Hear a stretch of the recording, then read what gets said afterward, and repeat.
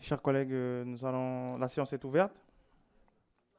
Alors, euh, c'est quoi chers collègues, messieurs, dames les députés, je suis heureux d'ouvrir cette nouvelle réunion de la délégation aux Outre-mer à l'Assemblée nationale qui se déroule en physique et bien sûr en distanciel pour les collègues qui n'ont pas pu se rendre disponibles sur Paris. La vidéo sera ensuite disponible à la demande sur le portail de l'Assemblée nationale et je rappelle que nous sommes en direct aussi en ce moment sur le portail de l'Assemblée nationale. La réunion d'aujourd'hui aura deux points à l'ordre du jour. Bon, et on va dire avec le dernier point avec les questions diverses, mais il y a deux points qui ont été annoncés dans la convocation. Dans un premier temps, je vais présenter une communication sur la situation de Mayotte où je me suis rendu après le passage du cyclone Chido. Dans un second temps, nous procéderons à l'audition de Madame Sabrina Kajoli, fondatrice de Kimbered, French West Indies, sur l'inclusion des territoires français d'outre-mer dans la charte sociale du Conseil de l'Europe. Donc, je me suis rendu à Mayotte du 25 au 30 janvier dernier, soit un mois et demi après le passage du cyclone Chido. J'ai pu rencontrer des élus locaux, le maire de Mamoudzou, les élus du conseil départemental, mais aussi le personnel du centre hospitalier de Mayotte, les autorités préfectorales, les forces vives du territoire, chefs d'entreprise, syndicalistes, présidents de chambres consulaires, et aussi de simples habitants, notamment sur la commune de Bondrabois, dont la mairie a été entièrement sinistrée. En logeant chez l'habitant et en faisant mes courses dans les commerces de quartier pour me nourrir, j'ai pu mesurer les difficultés matérielles quotidiennes que traversent les Mahorais, comme la pénurie d'eau, qu'il s'agisse d'eau du robinet bien rare ou l'eau en bouteille introuvable. Donc, euh, il y a une communication qu'on vous a envoyée pour que vous puissiez en prendre connaissance. Moi, je me suis déplacé avec René ici présent. C'était à différents moments un véritable parcours du combattant à Mayotte, puisque si nous avons des difficultés à différents niveaux, je vous laisse ne serait-ce qu'imaginer un instant la réalité des Mahorais et des Mahoraises au quotidien par rapport à la situation. Il y a quelque chose qui nous a sauté aux yeux très rapidement, c'est le fait qu'en ayant fait plusieurs commerces, soit de proximité même de grande surface, il n'y a pas d'eau. Il n'y a pas de bouteilles d'eau qui sont en vente dans les épiceries ou supermarchés. Donc c'est un véritable problème. On a eu à nous entretenir avec le préfet sur la question. Il a dit qu'il allait investiguer parce qu'il s'est dit avec les milliers de tonnes d'eau qui arrivent à Mayotte, il ne comprend pas pourquoi il n'y a pas d'eau dans les magasins à ce niveau-là. Donc, comme je l'ai rappelé dans mon introduction, on a logé chez l'habitant. On a fait sur les 3 jours, on a fait 2 jours sans eau. Il n'y a pas de robinet. Donc on se lavait à l'ancienne hein, avec la bassine. Bon, je disais à René que moi, j'ai pas de problème puisque chez moi, tout petit à la campagne, c'est comme ça qu'on se lavait déjà. Donc, bon, mais René, c'était un peu différent. Il n'était pas habitué à ça. Donc j'ai dit, mais on est en mode commando, donc on y va.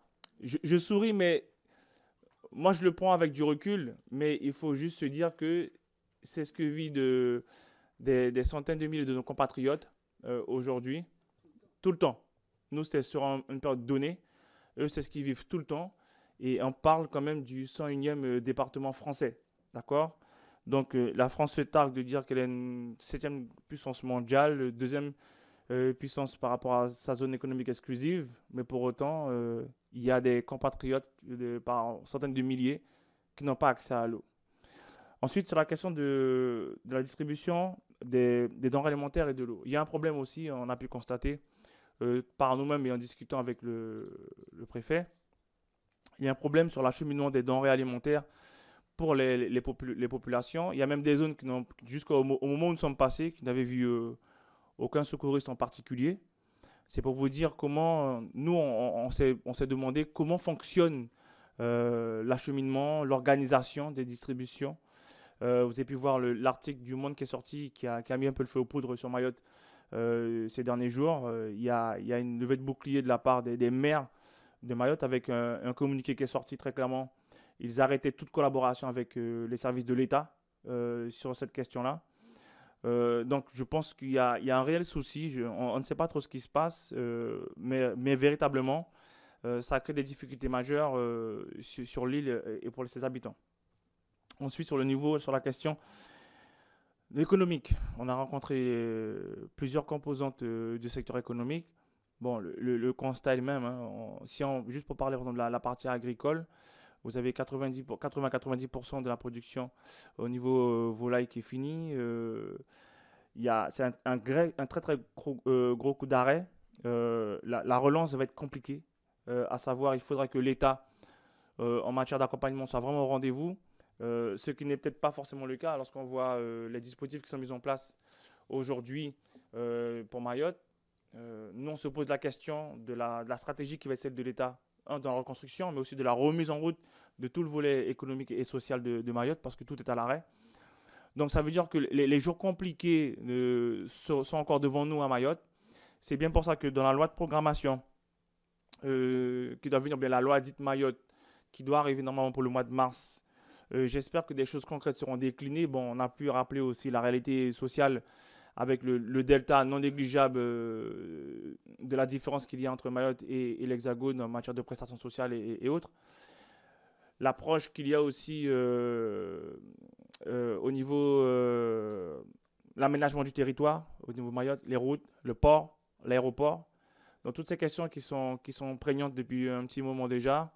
J'espère certainement que dans cette loi qui arrive, il y aura réponse à beaucoup de sujets. Sinon, je ne vois pas comment on pourra faire en sorte que Mayotte se sorte de cette situation-là, qui était déjà palpable et concrète avant le passage Chido. Mais le passage du cyclone Chido a fini de faire le travail, j'ai envie de vous dire. C'est pour ça que la solidarité ultramarine va devoir jouer. Et je sais qu'on a répondu présent. La plupart des collectivités ont répondu présent aussi pour Mayotte. Mais demain, il va falloir vraiment comment on pourra concrètement aussi participer, aider, permettre à Mayotte aussi de se relever, de grandir et d'être au niveau escompté parce qu'il y a une urgence absolue.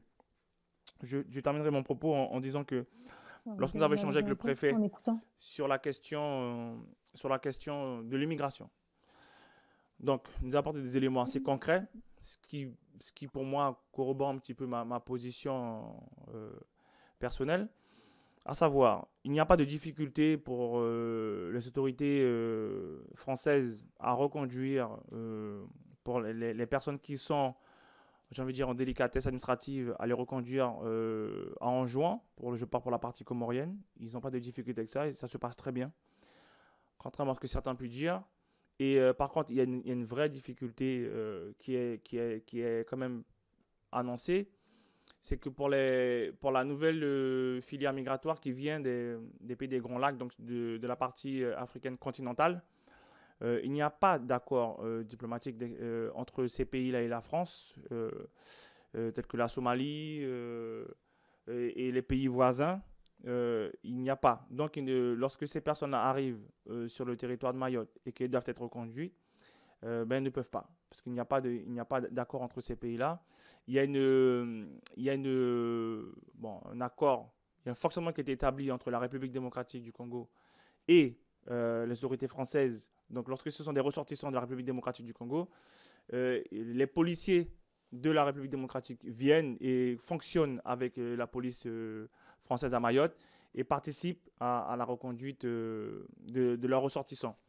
Mais pour les autres pays, il n'y a pas. Donc, ça veut dire que ces personnes-là, malheureusement, elles restent comme ça sur Mayotte. Il n'y a pas d'issue, on va dire pour l'instant, diplomatique. Donc, c'est bien ce que je disais.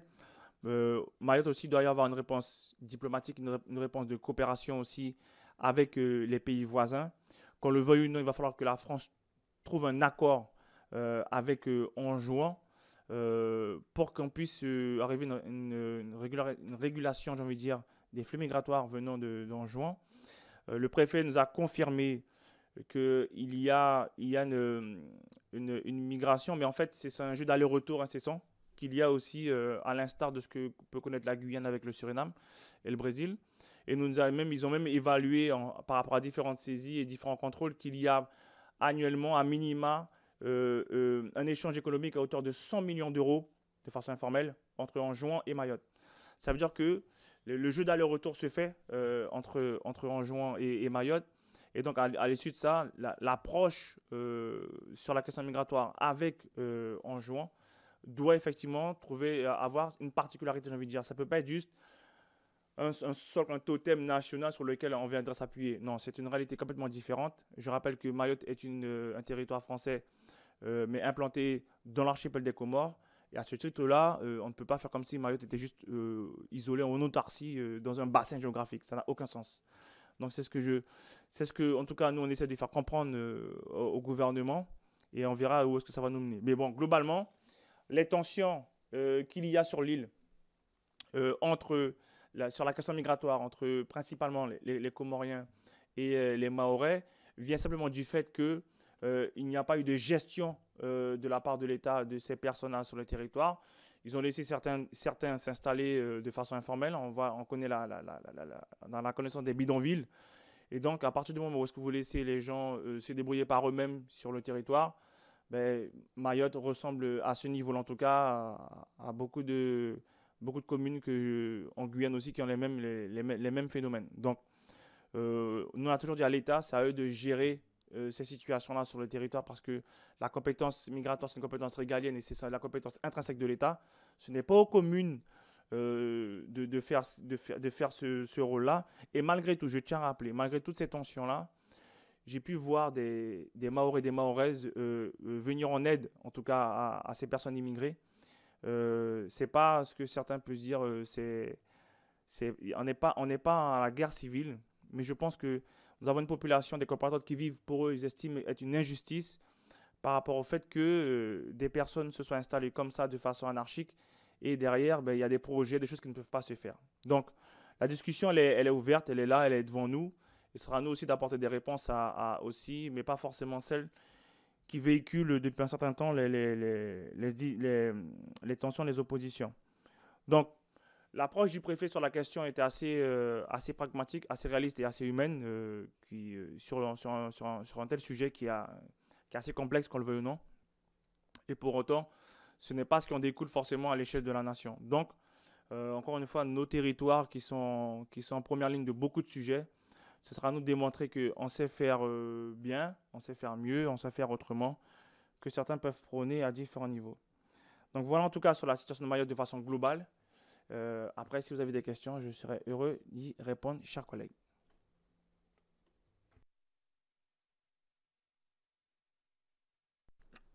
Déjà pour saluer l'ensemble de l'Assemblée et les médias qui sont avec nous.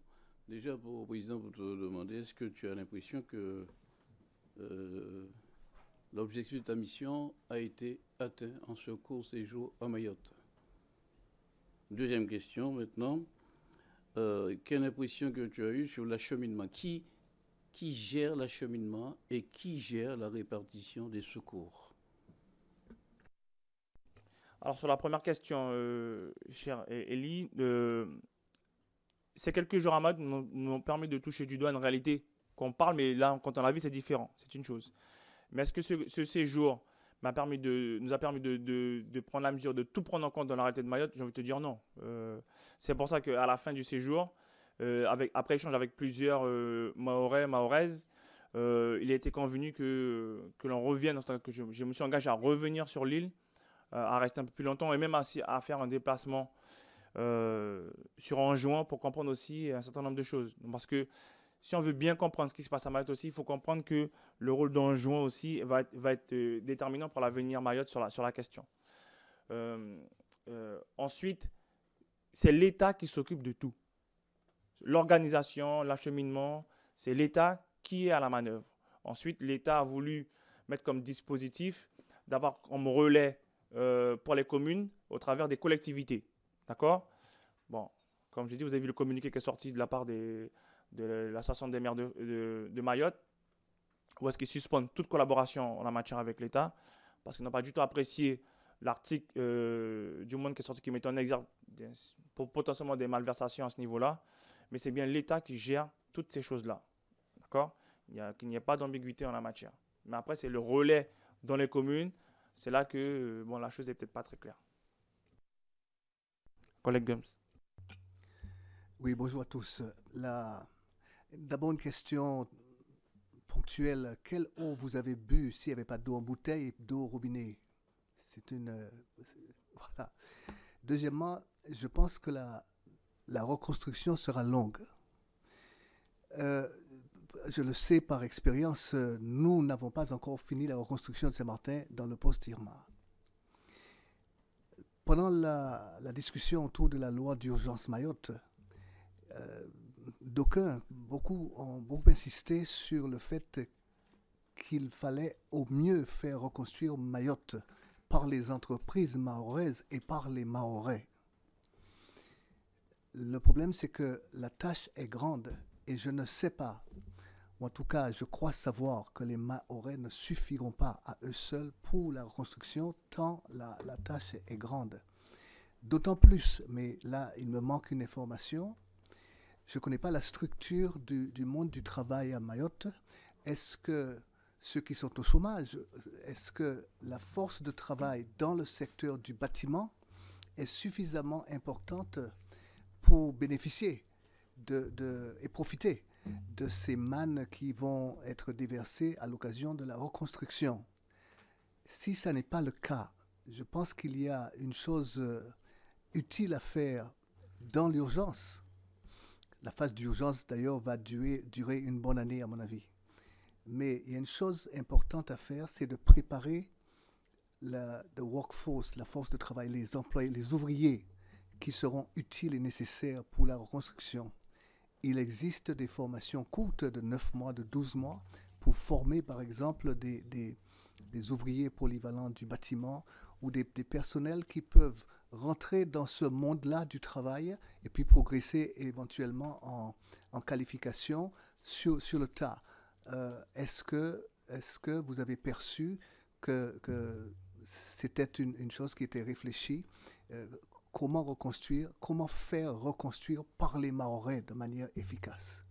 Et puis mon troisième point serait, mais je ne sais pas si c'est possible, avoir le témoignage de l'hexagonal de la délégation avec son regard d'hexagonal qui quitterait alors sa casquette d'administrateur pendant un instant, mais juste peut-être un petit témoignage.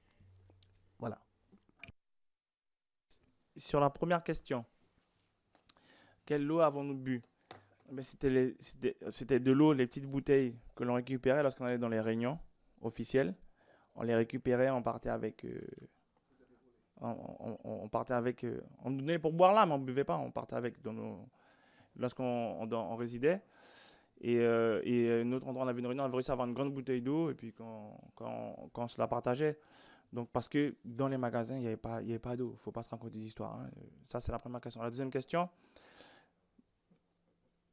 le problème de fond par rapport à la deuxième question, c'est qu'en fait, que ce soit le monde économique qu'on a pu rencontrer, que ce soit les élus, ils nous disent officiellement à l'unanimité, il n'y a pas eu de concertation avec l'État quant à la stratégie définie dans la loi d'urgence. C'est pour ça qu'en fait, il y a une niveau de bouclier à différents niveaux. Ils nous disent, nous, on est désolé, Monsieur le Président, on n'a pas été en concertation. On ne nous a pas mis dans la boucle pour définir effectivement la stratégie en la matière. Donc derrière, sur la question de formation, d'envoyer qui, où, comment, parce que je rappelle qu'en fait, même si toute cette manne potentielle qui arriverait, où est-ce qu'elle sera logée? La question du logement se pose véritablement quand on se raconte. Il y a des personnes qui ont tout perdu. Lorsqu'on était à Bandabois, on a vu la mairie, des logements complètement ravagés, les gens vous disent qu'on a tout perdu. Parce qu'il y a cette réalité-là aussi, il y a les Mahorais et Mahoraises en grande quantité qui ont tout perdu aussi avec Chido. Donc ce sont les mêmes personnes, ah oui c'est vrai dans mon énoncé j'ai oublié, mais lorsqu'on va à l'hôpital, 80-90% du personnel de l'hôpital, ils ont tout perdu. Et pour autant, c'est l'endroit où on a trouvé une résilience et une solidarité franchement extraordinaire. Il y en a qui dorment sur place, mais en même temps, ils nous disent, Monsieur le Président, si jamais dans ce qui va être fait, il n'y a pas une reconnaissance, parce qu'ils demandent une prime spécifique par rapport à ça. Et ce que je trouve invraisemblable, c'est que cette prime-là ne leur est toujours pas accordée.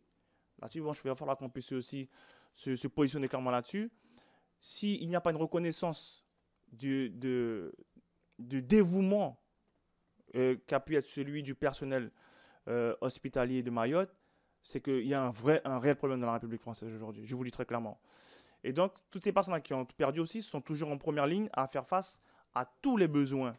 Manque de moyens, manque de moyens matériels, manque de moyens logistiques, manque cruellement de moyens humains. Et donc, toute la question autour de la formation pour venir effectivement permettre de reconstruire l'île ben, va se poser au travers ben, où nous mettrons ces personnes-là. Donc, si c'est on doit les former, on les forme ou sur place ou peut-être à La Réunion. Je rappelle malgré tout aussi qu'il y a une montée de tension entre Mahorais et Réunionnais, sociale et politique. Donc, nous, on veut que ça s'apaise parce que on ne peut pas avoir des territoires voisins, que ça qu'il y a une tension par rapport à la gestion des hommes et des femmes. C'est ça le vrai sujet. Donc, on espère que, au travers aussi des institutions de l'État, que l'apaisement reviendra et qu'on pourra vraiment coordonner tout cela. Mais c'est une question fondamentale que tu poses. Aujourd'hui, nous, en tout cas, au travers des discussions qu'on a eues, on n'a pas eu de réponse claire par rapport à ça. Parce qu'on a pu voir aussi en face, tant sur le volet économique et social et sur le volet politique, des hommes et des femmes qui étaient désabusés du fait qu'ils exprimaient le fait qu'ils n'aient pas été concertés dans la stratégie de l'État et que ça pose un problème fondamental. Si on souhaite reconstruire Mayotte, quand le veuille, on ne peut pas le faire sans les élus de Mayotte et sans les forces vives de Mayotte. Donc, ça avait été dit en filigrane lors de la loi d'urgence. Mais là, de toute façon, on ne peut pas parler d'avenir si toutes ces personnes-là, toutes ces institutions locales ne sont pas dans la boîte de concertation et de décision surtout. Et puis sur la troisième question, ben, moi ça ne me dérange pas, mais il n'y a que René qui, s'il souhaite s'exprimer, il peut le faire pour moi. Non mais je vais vous décevoir, mais en tant que fonctionnaire, je ne peux pas m'exprimer sur ce genre de sujet qui est éminemment politique. La seule chose que je peux dire sans sortir trop de mon rôle, c'est de témoigner de l'admiration que j'ai devant la résilience des Mahorais en général, et en particulier du personnel hospitalier, comme l'a rappelé le président, qui fait preuve d'une grande abnégation et d'un grand courage. Ça m'a vraiment... ça a suscité mon admiration. Pour le reste, je ne peux pas en dire davantage. Merci. Merci de la réponse, président Supermet, mais juste pour... et vous avez bien compris que vous étiez dans un département français. Vous avez apprécié. Bon, voilà. En tout cas, c'est une vraie question, la reconstruction, parce que Saint-Martin a connu, la Guadeloupe a connu une reconstruction en 89, où des entreprises nationales étaient venues en Guadeloupe, ont construit, ont entamé des constructions, n'ont pas achevé et sont partis.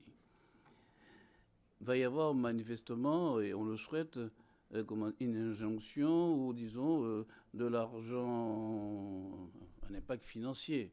Il serait bon quand même que cela profite à la structure économique de Mayotte.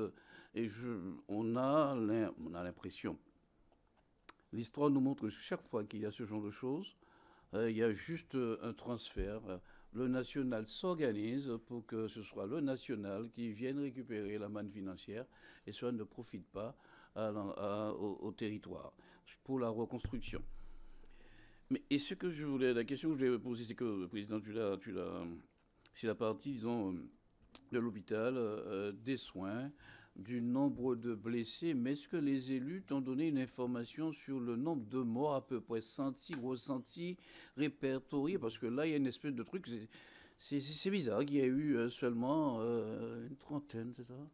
39, me dit mon collègue là. Bon, quand on sait que parfois, lorsqu'on a ces vents aussi violents et que nous sommes dans ces appentis, ces constructions aussi légères, bon... Et quand on cherche même à s'en aller en plein vent, bon, il y a une feuille de tôle qui vous attrape. Enfin, c'est bizarre, quoi. Enfin, ça nous apparaît un peu... On s'interroge. Est-ce que tu as eu est-ce que l'hôpital a pu mesurer le nombre de blessés graves, des choses ainsi? Sur la prime qu'il n'avait pas eue, c'est une prime Ségur, c'est ça? Quelle prime? Non. Ah ben là, oui, ça viendra. Il faut la demander maintenant, il faut qu'on l'appuie maintenant pour l'avoir d'ici un an. Eh bien, Ségur n'est pas arrivé tout de suite, rappelle-toi. Alors, par rapport à la question concernant les morts et les blessés, on a eu à poser la question aux autorités préfectorales. La question. Donc, officiellement, comme on a pu marquer, donc, ce sont les propos du préfet, il y aurait 40 morts donc, reconnus à l'hôpital et une 80aine de mémoires de disparus. Il y aurait 80 disparus, ils ne savent pas où sont les personnes. Oui, c'est au total. Hein. Donc, là-dessus. Et il a dit tout ce qui avait été dit, odeur de charnier par-ci, dizaines de morts enterrées par-là. Bon, eux, quand ils sont allés pour voir, ils n'ont rien vu. Néanmoins, il y a une volonté par rapport au propos du préfet de dire que lui, il souhaite savoir vraiment s'il n'y a pas, parce que lui, il ne veut pas que parce qu'on parle potentiellement d'immigrés, que ces morts-là soient invisibilisés. Donc il a témoigné d'une réelle volonté d'eux. Lorsque nous parlons avec la population, puisque la question était posée au niveau de la population, les personnes qui étaient en première ligne, nous écoutez, monsieur le député, il y a plein de gens qui ont été enterrés tout de suite. D'accord? Ils nous l'ont dit, il y a des gens qui ont été enterrés tout de suite, et même certains mosquées qui sont enterrés, il y a même des bidonvilles qui ont été reconstruits dessus. Donc, nous, on a fait savoir, ça c'est mon vœu vraiment. Il faut qu'il y ait une commission d'enquête parlementaire qui soit mise en place à l'échelle de l'Assemblée nationale. Je sais que le sénateur Mahorais avait fait la demande au niveau du Sénat, ce que le gouvernement s'était opposé et refusé, donc il avait pris une décision qui était la sienne derrière. Mais je pense qu'on sortirait grandi toutes et tous si réellement une commission d'enquête parlementaire à l'Assemblée nationale se met en place sur la gestion avant et après Chido et toutes ses conséquences. Ça permettrait aussi de mettre aussi en lumière pour notre territoire, parce que je rappelle que ce sont bien nos territoires qui sont en première ligne sur le changement climatique, tout ce qui devrait être fait à différents niveaux pour que cela ne se reproduise plus, jamais. Et donc par rapport à ça, moi je demanderais déjà, on a commencé à discuter à ce qui est cette proposition de résolution d'enquête parlementaire qui sera faite, et je l'espère transpartisane. On verra s'il y a des postures politiques sur un tel sujet, alors que ça mériterait de rassembler tous les représentants de la nation derrière un tel texte. Donc ça amènera de la délégation et nous verrons ce qui en sortira. Mais sur la question du nombre de morts, la gestion de ces choses-là, ça reste pour moi encore, ça fait partie des zones d'ombre qu'on a sur Mayotte. Et que donc j'ai demandé à certains qu'on a rencontrés de nous faire un retour, parce qu'entre-temps, au moment où nous sommes partis, il y a eu la rentrée scolaire. Donc de nous faire un retour aussi avec les chiffres des enfants qui seraient revenus ou pas. Donc j'ai commencé à avoir quelques chiffres la première semaine de rentrée, surtout de la zone de Mamoudzou. Et puis, donc ça a confirmé qu'il y avait beaucoup d'enfants absents. Donc il faisait le tri pour savoir les enfants qui étaient partis pour s'inscrire à l'école, soit à La Réunion, soit dans l'Hexagone. Et ceux on n'avait plus de traces, plus de nouvelles. Donc la deuxième semaine, on n'a pas forcément eu ces retours-là parce que il y a eu, quel terme je pourrais appeler? Il y a une volonté que les chiffres ne sortent plus. Je ne sais pas si c'est Ayman de qui, mais les contacts que j'avais pu avoir sur Mayotte n'avaient plus accès aux chiffres. Tout a été verrouillé. Donc, c'est bien pour ça que je dis qu'une commission d'enquête parlementaire devient urgente pour savoir exactement ce qu'il y a. Si ça reste du domaine de l'imaginaire, très bien. Mais s'il y a des choses qui se concrétisent, notre rôle, effectivement, c'est que la vérité se fasse. Donc, moi, j'incrimine personne, je pointe du doigt personne. Je dis qu'il y a une situation qui n'est pas normale, on ne comprend pas. Il faut qu'on puisse mettre la lumière sur toutes ces choses-là. Donc, il en va de l'avenir d'un territoire, de ce qui s'est passé réellement, et puis surtout, comme je dis, de prévention de nos territoires aussi pour un avenir proche. Donc, encore une fois, il y a ce qui est dit par les autorités officielles, il y a ce qui n'est pas dit aussi par une partie des autorités politiques, et il y a ce qui est dit aussi par une partie de la population qui est confrontée tous les jours à cette réalité-là. Donc voilà ce que je peux dire, collègue Élie, sur cette situation-là.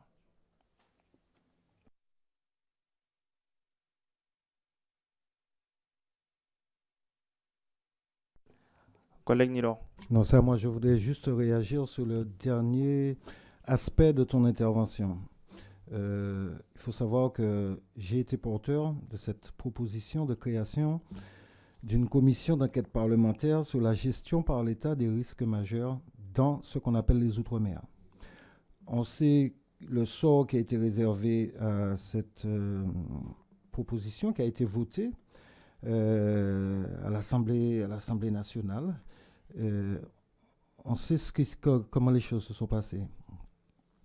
Et ironie de l'histoire, c'est bien un député mahorais qui a participé à la destruction. Non, franchement, c'est triste. C'est triste. Parce qu'il ne s'imaginait pas que peut-être qu'il aurait été le premier. Ce que ça signifie, c'est qu'aujourd'hui, ce sera très difficile d'avoir une commission d'enquête parlementaire parce qu'on en a eu une.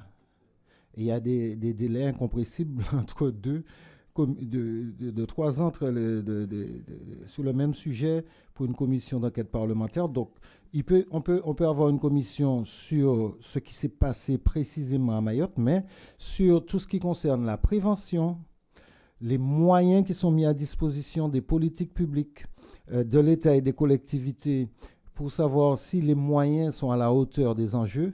Malheureusement, il faudra attendre un délai de 3 ans pour savoir, parce que l'enseignement que je tire de ce qui s'est passé avec la proposition que j'avais soumise à l'Assemblée, c'est qu'il y a une volonté organisée, orchestrée d'opacité au plus haut niveau, malheureusement. Ça, c'est mon point de vue, je ne te demande pas de commenter. Ouais, merci. Ah non, collègue Nilor. Alors, oui, effectivement, il y a eu ta propre résolution sur une commission d'enquête parlementaire sur les risques majeurs dans nos territoires. Et moi, j'emploierai mes mots qui sont les miens, qui a été phagocyté. D'accord? On a vu ce qui s'est fait derrière pour que, toi, et que le but final de cette commission parlementaire n'est pas le but qui était escompté. Ok, ils ont noyé le truc dans je sais pas quoi, ils ont dilué ça et ça finit en eau de boudin. Aujourd'hui, malheureusement, comme tu le dis, Mayotte doit être, j'ai envie de dire, ce phare dans cette brume épaisse qui perdure, parce qu'on doit, encore une fois, je l'ai dit, et ce sont mes mots, la tragédie qui s'est passée à Mayotte, ça ne doit plus arriver sur nos territoires. On est déjà sous-développé, sous-équipé, tout ce qu'on veut. Demain, on doit être en avant-garde par rapport à ce qui va nous tomber dessus. Donc, ça veut dire que les investissements majeurs devront être faits sur nos territoires, jusqu'à preuve du contraire. Donc, cette volonté, effectivement, d'opacité, de ne pas vouloir faire sur nos territoires, moi, je suis d'accord avec l'analyse, je suis désolé. On ne parle pas de territoires qui sont là depuis hier matin, on parle de siècles, ok? Donc, et on ne peut pas être toujours dans la même situation. Donc, il y a une volonté, moi j'ai déjà dit, le système fait que ça reste comme ça. Donc, si le système pose problème, c'est à nous de changer le système. Donc, si ça doit partir de la délégation, ça partira de la délégation. Moi, je n'ai aucun tabou sur la question. C'est bien pour ça que moi, en tout cas, je veux enjoindre les collègues de la délégation, quel que soit le groupe politique, à ce que cette commission d'enquête parlementaire voit le jour, parce que, et là, je reprends les mots du collègue Gums, il envoie de la crédibilité de la France aux yeux du monde par rapport à ces catastrophes-là. On ne peut pas rester comme ça et dire « Ouais, non, bon, on a bien géré ». Il y a une espèce d'autosatisfaction qui émane à différents niveaux qui, pour moi, est insupportable. On ne peut pas se prévaloir de se satisfaire de ce qui est fait et de ce qui n'a pas été fait aussi. D'accord? Donc, sans avoir une posture particulière, en tant qu'être humain, en tant qu'ultramarin, on se doit maintenant de travailler collectivement pour dire voilà ce qui était bien fait à Mayotte, voilà ce qui n'a pas été bien fait à Mayotte, voilà ce qu'on aurait pu faire, voilà ce qui aurait dû être fait. Donc, pour pas que ça se répète, puisque Mayotte, je rappelle, est dans des zones cycloniques, voilà ce qu'il faut mettre en place. Et si maintenant les décisions qui seront prises à Mayotte peuvent avoir effectivement, on va dire, un transvasement sur les autres territoires ultramarins, surtout sur les îles, à différents niveaux de façon similaire, on prendra. Ce qu'il faudra faire différencier, on différenciera, mais aujourd'hui, le statu quo, en tout cas, ce n'est plus possible. À un moment donné, il va falloir que l'État accepte que les choses se fassent autrement que comme il a toujours voulu.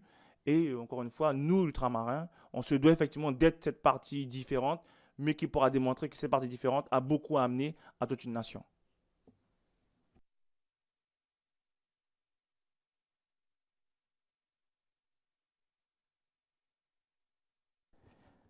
S'il n'y a pas d'autres questions, donc sur le point de Mayotte, on peut conclure. Il n'y a pas de questions. Parfait.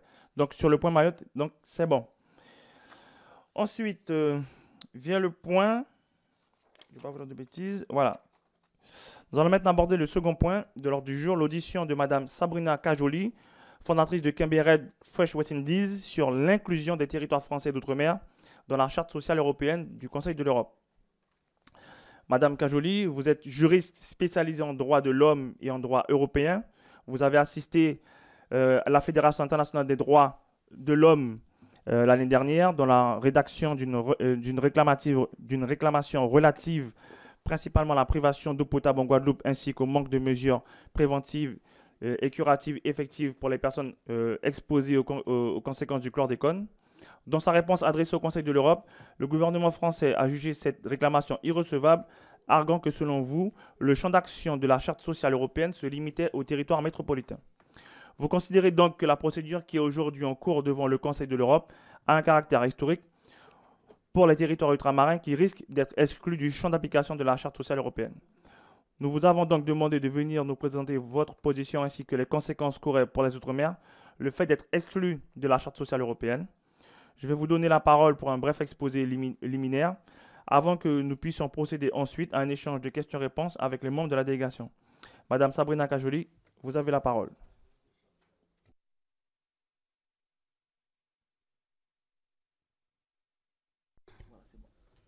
Je vous remercie. Bonjour, Monsieur le Président. Bonjour, messieurs et mesdames les députés en présence ici et en ligne. Je vous remercie pour l'opportunité qui m'est donnée en ma qualité personnelle et en tant que fondatrice de Canberra French West Indies de parler ici effectivement d'une question que nous estimons particulièrement importante qui est l'inclusion des territoires français dits d'outre-mer dans la Charte sociale européenne du Conseil de l'Europe. Je précise juste à titre liminaire que je m'exprime aujourd'hui devant vous, d'abord en tant que simple citoyenne, antillaise et hexagonale, donc en mon nom propre, mais aussi en ma qualité de professionnelle, de juriste spécialisée en droit international des droits humains, en ma qualité, vous l'avez dit, de fondatrice de Canberra French West Indies. C'est une association antillaise de protection et promotion des droits humains dans l'ensemble des territoires français dits d'outre-mer. Et puis, en fait, je suis ici aussi à la demande et avec le soutien de plusieurs associations transocéaniques qui m'ont même demandé de venir en personne parler de cette thématique aujourd'hui devant vous, tellement nous sommes nombreux et nombreuses à la considérer importante. Je remercie en particulier les soutiens qui ont permis ma participation ici en personne et qui viennent de Guadeloupe, de Martinique, de La Réunion, de Mayotte, de la Polynésie et de Nouvelle-Calédonie, et aussi de soutien plus large de l'ensemble des territoires français dits d'outre-mer. Je vais vous partager une brève présentation pour faciliter le suivi de mes propos. Donc je vais partager en ligne tout de suite une présentation. Alors, petit problème technique. Ah oui, partager.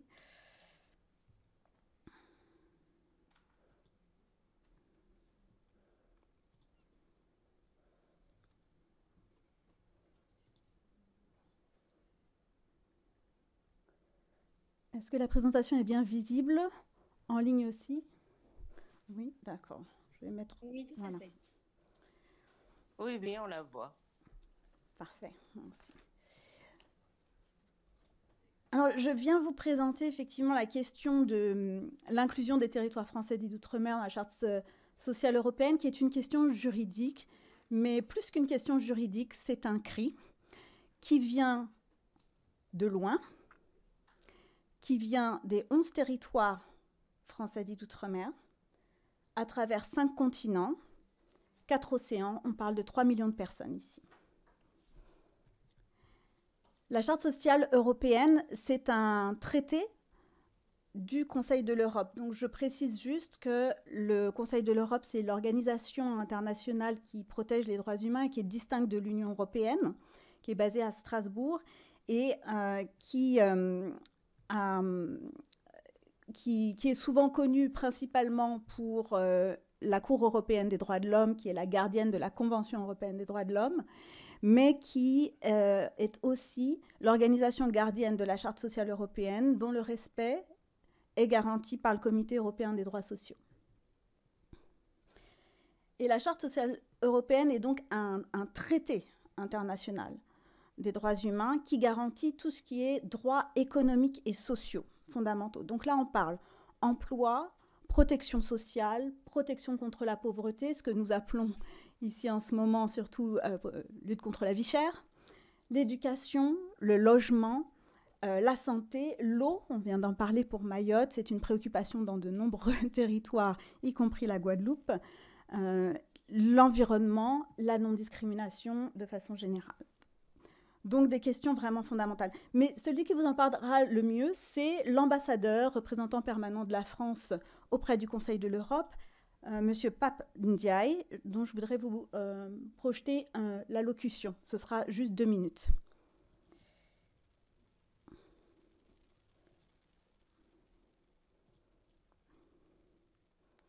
Alors, est-ce que...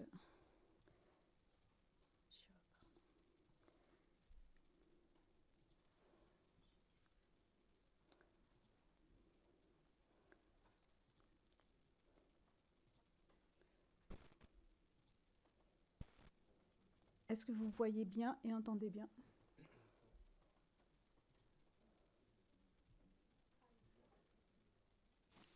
Non, on ne voit Bonjour, pas. pour ce nouveau numéro de Kesako, je voudrais vous parler de droits sociaux. En effet, le Conseil de l'Europe ne s'occupe pas seulement des droits civils et politiques des Européens, garantis par la Convention européenne des droits de l'homme dont je vous ai déjà parlé, il s'occupe aussi des droits économiques et sociaux des Européens via la Charte sociale européenne qui a été mise en place à partir de 1961 et révisée par la suite, notamment en 1996. La Charte sociale européenne, elle garantit un certain nombre de droits fondamentaux pour les Européens, droit au logement, droit à l'éducation, droit à la santé, à la protection sociale. Ces garanties fonctionnent en particulier pour les plus fragiles d'entre nous, les migrants, les enfants, les personnes âgées, les personnes en situation de handicap. La Charte sociale européenne est constituée d'un ensemble d'articles que tous les pays n'ont pas signés dans leur ensemble.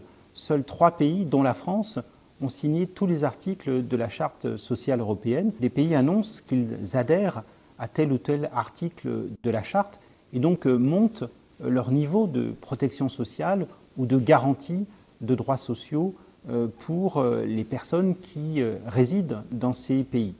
La Charte sociale européenne, elle est donc très importante et elle fait aussi de notre continent un continent où les droits, non seulement les droits politiques, mais aussi les droits sociaux sont garantis. Pour le vérifier, il y a un comité européen des droits sociaux qui établit des rapports et qui peut être interpellé par des organismes gouvernementaux ou par les partenaires sociaux.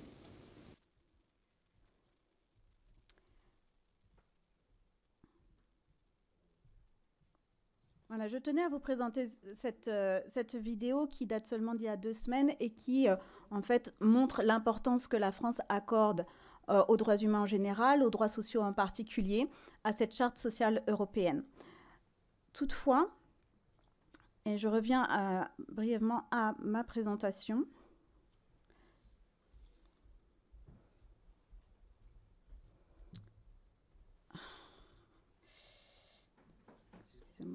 Droits civils et politiques des Européens, garantis par la Convention européenne des droits de l'homme.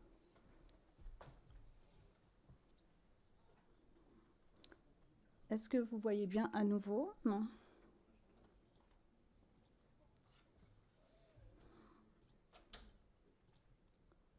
Voilà. Donc je reviens rapidement sur la suite de cette vidéo. Ce que cette vidéo ne dit pas, c'est que la France exclut tous les territoires français dits d'outre-mer de l'application de ce traité fondamental des droits de l'homme depuis 50 ans.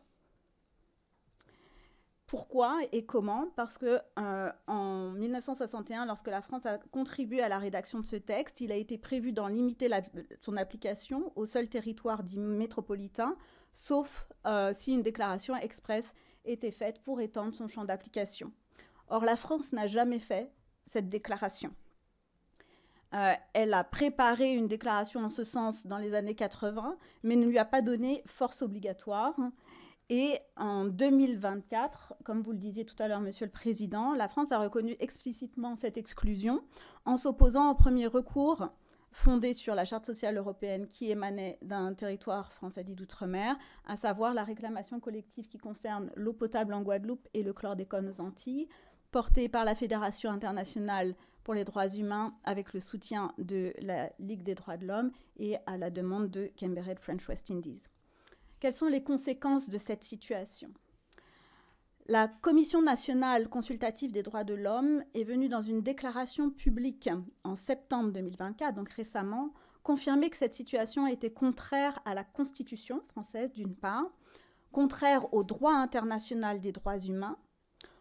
J'ajoute contraire à la loi française, puisque vous le savez, il y a une loi de 2017 pour l'égalité réelle entre les territoires dits d'outre-mer et l'Hexagone, particulièrement en matière économique et sociale. La CNCDH est venue préciser que c'était une discrimination totalement infondée et d'autant plus inacceptable que tous ces territoires sont marqués par des inégalités criantes incontestables. Et enfin, elle est venue dire que cela portait un nom en droit et qu'il s'agissait d'une clause coloniale, évidemment donc plus acceptable de nos jours. Quelle est la solution à cette situation ? Pour remédier à cette situation, c'est très simple. En fait, il suffit juste d'une ligne à adresser de la part de la France à travers le ministère des Affaires étrangères au secrétaire général du Conseil de l'Europe. J'en ai fait une proposition ici au nom de Camber Red. Il suffirait d'écrire en une phrase que l'ensemble des textes qui composent la Charte sociale européenne et les protocoles qui y sont attachés sont applicables désormais et même pour le passé, non seulement au territoire hexagonal, mais à l'ensemble des territoires français dits d'outre-mer. Pour soutenir ce message-là, cette solution, Camber Red French West Indies a initié plusieurs actions. 3. La première, du plaidoyer, à travers notamment l'appel que nous appelons « Tous humains ». Donc c'est une pétition en ligne qui a été rejointe par plus de 3000 personnes. Mais parmi ces personnes, ce qu'il faut savoir, c'est qu'il y a plus d'une quarantaine de collectifs, d'associations qui viennent de tous les territoires transocéaniques, de grandes organisations nationales et internationales des droits humains, plusieurs experts de l'ONU et même du Conseil de l'Europe, et plusieurs avocats de renom, des chercheurs, des personnalités, tant d'outre-mer que d'hexagone et de l'échelle internationale. Camber Red a pris 2 autres actions. Le Comité européen des droits sociaux a 2 modes d'action, de mécanisme lui-même. D'une part, un mécanisme de rapport et d'autre part, un mécanisme de plainte collective. Donc nous avons tenté les 2 approches. Pourquoi l'exclusion des territoires dits d'outre-mer de la Charte sociale européenne est grave et a un impact négatif très important? Le Comité européen des droits sociaux demande aux États comme la France qui ont ratifié la Charte de rendre des comptes à peu près chaque année ou tous les 2 ans sur la bonne application effective de la Charte. L'année dernière, en 2024, le sujet sur lequel les États européens devaient soumettre un rapport était la crise du coût de la vie. En janvier 2024, la France, bonne élève, a soumis son rapport sur la vie chère sans mentionner les Outre-mer. Heureusement, le Comité européen des droits sociaux a offert l'opportunité à toute partie qui le souhaitait de soumettre des informations complémentaires. Donc Camber Red a été la première organisation à soumettre un rapport émanant des Outre-mer pour apporter des informations complémentaires sur la crise du coût de la vie dans les Outre-mer. Le Comité européen des droits sociaux prévoit de publier son rapport avec des recommandations sur cette thématique en mars 2025. Nous espérons que, malgré l'exclusion de nos territoires de la Charte sociale européenne, il prendra en compte le plaidoyer en faveur de leur inclusion. Deuxièmement, vous l'avez évoqué, Monsieur le Président, en début de cette session, il y a une possibilité de plainte qu'on appelle des réclamations collectives devant le Comité européen des droits sociaux. C'est ce qu'a fait Camber Red.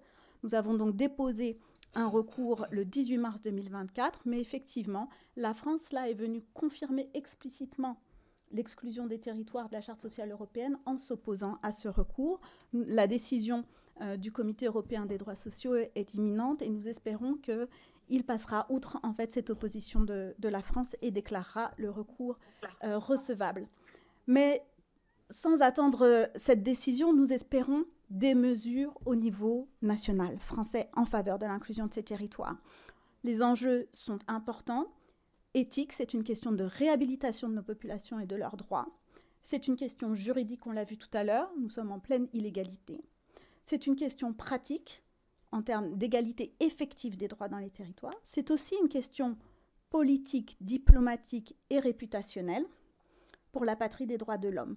La France a été interpellée à plusieurs reprises, y compris par les Nations Unies, par exemple lors de l'examen de la France par le Comité des droits économiques, sociaux et culturels en octobre 2023. Sur cette question, la France n'a pas apporté de réponse, mais l'attention au niveau international est accrue sur le sujet.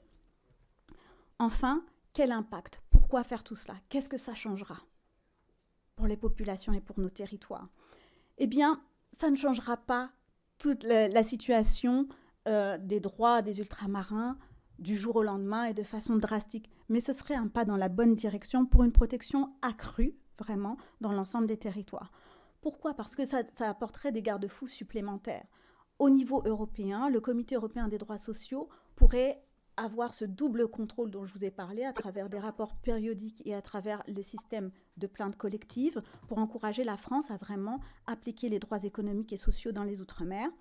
Au niveau français aussi, puisque, je vous l'ai dit tout à l'heure, la Charte sociale européenne est un traité international qui, dans la hiérarchie des normes que vous voyez ici projetées, a donc une valeur juridiquement contraignante et supérieure aux lois, même nationales, en vertu de l'article 55 de la Constitution française. Elle vient juste après la Constitution dans notre système juridique. En conclusion, merci de votre patience, de m'avoir écouté jusqu'au bout, mais le message est simple. La société civile transocéanique voulait, et aussi au niveau national et international, apporter cette question cruciale à votre attention en tant que député et vous demander d'exiger la déclaration rapide auprès du Conseil de l'Europe pour l'inclusion des territoires dits d'outre-mer dans la Charte sociale européenne. Merci pour votre attention. Je m'arrête là et je suis disponible pour toute question. Merci, merci Madame Cajoli pour toutes ces précisions, ces informations concernant la réalité de nos territoires vers la République française. Alors, avant que je pose moi mes questions, il y a une première question déjà. Donc au niveau de la collègue Bellé, par quels moyens la France a-t-elle exclu de la charte les territoires dits d'outre-mer, les pays océans dits d'outre-mer? Alors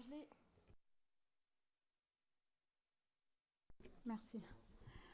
Oui, alors je l'ai évoqué rapidement tout à l'heure. Historiquement déjà, lorsque la Charte sociale européenne a été rédigée en 1961, la France a été une des plumes principales de la rédaction de ce texte.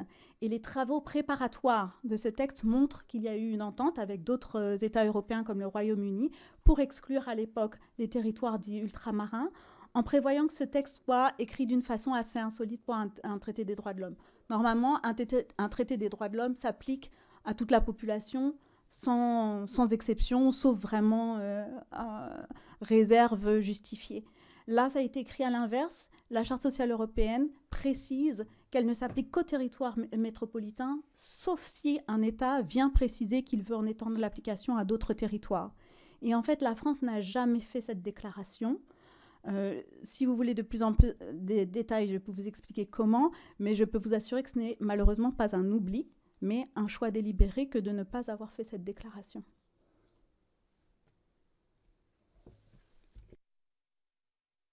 Merci Madame Cajoli. Y a-t-il d'autres questions parmi les collègues présents? Collègue Giovanni William. Merci Monsieur le Président et merci pour ce sujet qui est passionnant et qui est très important. Bravo pour votre travail. J'ai des questions d'ordre vraiment pratique. Avez-vous un retour sur l'application de cette Charte sociale européenne au niveau hexagonal? Puisque si la France l'a ratifiée, c'est applicable dans le droit normatif. Avez-vous des retours au droit national de son application dans la jurisprudence pour savoir s'il y a une évolution positive dans notre droit positif par rapport à l'application de cette CSE? Et auquel cas, j'imagine qu'on pourrait faire découler cela pour nous, nos territoires ultramarins. Donc, quel est cet impact? Parce que moi, c'est le caractère non contraignant d'un point de vue pratico-pratique? Moi, c'est vraiment ma question.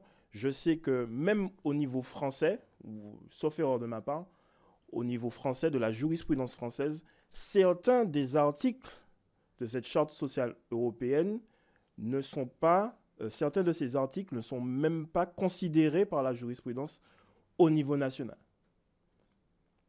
Donc, mon regard, c'est celui-là. Qu'en pensez-vous? Et après, moi, je partage évidemment votre avis sur les autres aspects, les autres qualités. En tout cas, merci pour votre travail. Madame Cajoli. Je vous en prie, merci pour la question. Alors, je répète et j'approfondis ce que j'ai dit tout à l'heure. La Charte sociale européenne est un traité international qui est contraignant, qui a une valeur supérieure à celle des lois françaises, qui est d'application directe en France et qui donc peut être invoquée devant nos tribunaux. C'est rarement fait parce qu'elle est moins connue que la Convention européenne des droits de l'homme, mais cela ne tient qu'à nous, et particulièrement aux professionnels du droit et aux avocats et aux juges, d'en faire une plus ample application. La Charte sociale est donc contraignante en elle-même, elle est obligatoire. Les États ont une obligation de bonne foi pour l'appliquer. Aussi. Le protocole aussi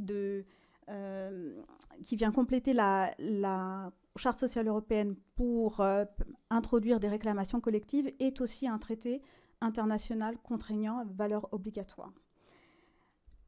Le Comité européen des droits sociaux émet des décisions dont la mise en œuvre effective est contrôlée régulièrement par le Comité des ministres du Conseil de l'Europe. C'est exactement le même mécanisme que pour la mise en œuvre effective des arrêts de la Cour européenne des droits de l'homme. Donc c'est dire qu'il y a une attention particulière et des mécanismes de suivi pour l'application effective et de la charte et des décisions du Comité européen des droits sociaux. Enfin, oui, ce n'est pas toujours bien connu et couvert médiatiquement, mais ces décisions ont un impact et sont très bien pris en compte, en fait, en général, par la France au niveau hexagonal. J'en veux pour preuve, par exemple, la jurisprudence de 2022 sur le handicap. En 2022, la France a été condamnée par le Comité européen des droits sociaux pour violation de la Charte sociale européenne en matière de droits humains, économiques et sociaux des personnes vivant avec un handicap. C'est la jurisprudence Forum européen des personnes handicapées et inclusion Europe contre France, qui datait de 2018. Dès le stade de la recevabilité de cette affaire, des retombées se sont fait sentir en France, mais particulièrement lorsque la France a été condamnée en 2022. Ça s'est transcrit par l'adoption d'un certain nombre de mesures et de politiques publiques renforcées en faveur des droits des personnes vivant avec un handicap, par des financements accrus annoncés par le président de la République Emmanuel Macron lui-même, et par notamment une couverture, vous l'avez vu, la manifestation la plus visible, je pense, de l'attachement de la France à une meilleure protection des droits des personnes handicapées, l'organisation des Jeux olympiques, paralympiques en particulier. Oui, la France est attachée aux droits humains et aux droits humains, je pense, des personnes vivant avec un handicap, mais ces développements n'étaient pas un hasard et ont découlé, entre autres, de l'impact de cette jurisprudence, en fait. Le fait que la France ait été épinglée aussi par l'ONU sur ces questions-là, puis condamnée par le Comité européen des droits sociaux, a entraîné des développements positifs en matière de protection des droits humains des personnes vivant avec un handicap. D'où l'intérêt, absolument, d'inclure les territoires dits ultramarins dans la Charte sociale européenne pour espérer une meilleure protection des droits dans ces territoires. Et par exemple, j'ai écouté avec attention et grand intérêt la situation à Mayotte. Vous avez parlé du logement, de l'eau, etc., qui sont des problématiques communes à beaucoup de territoires.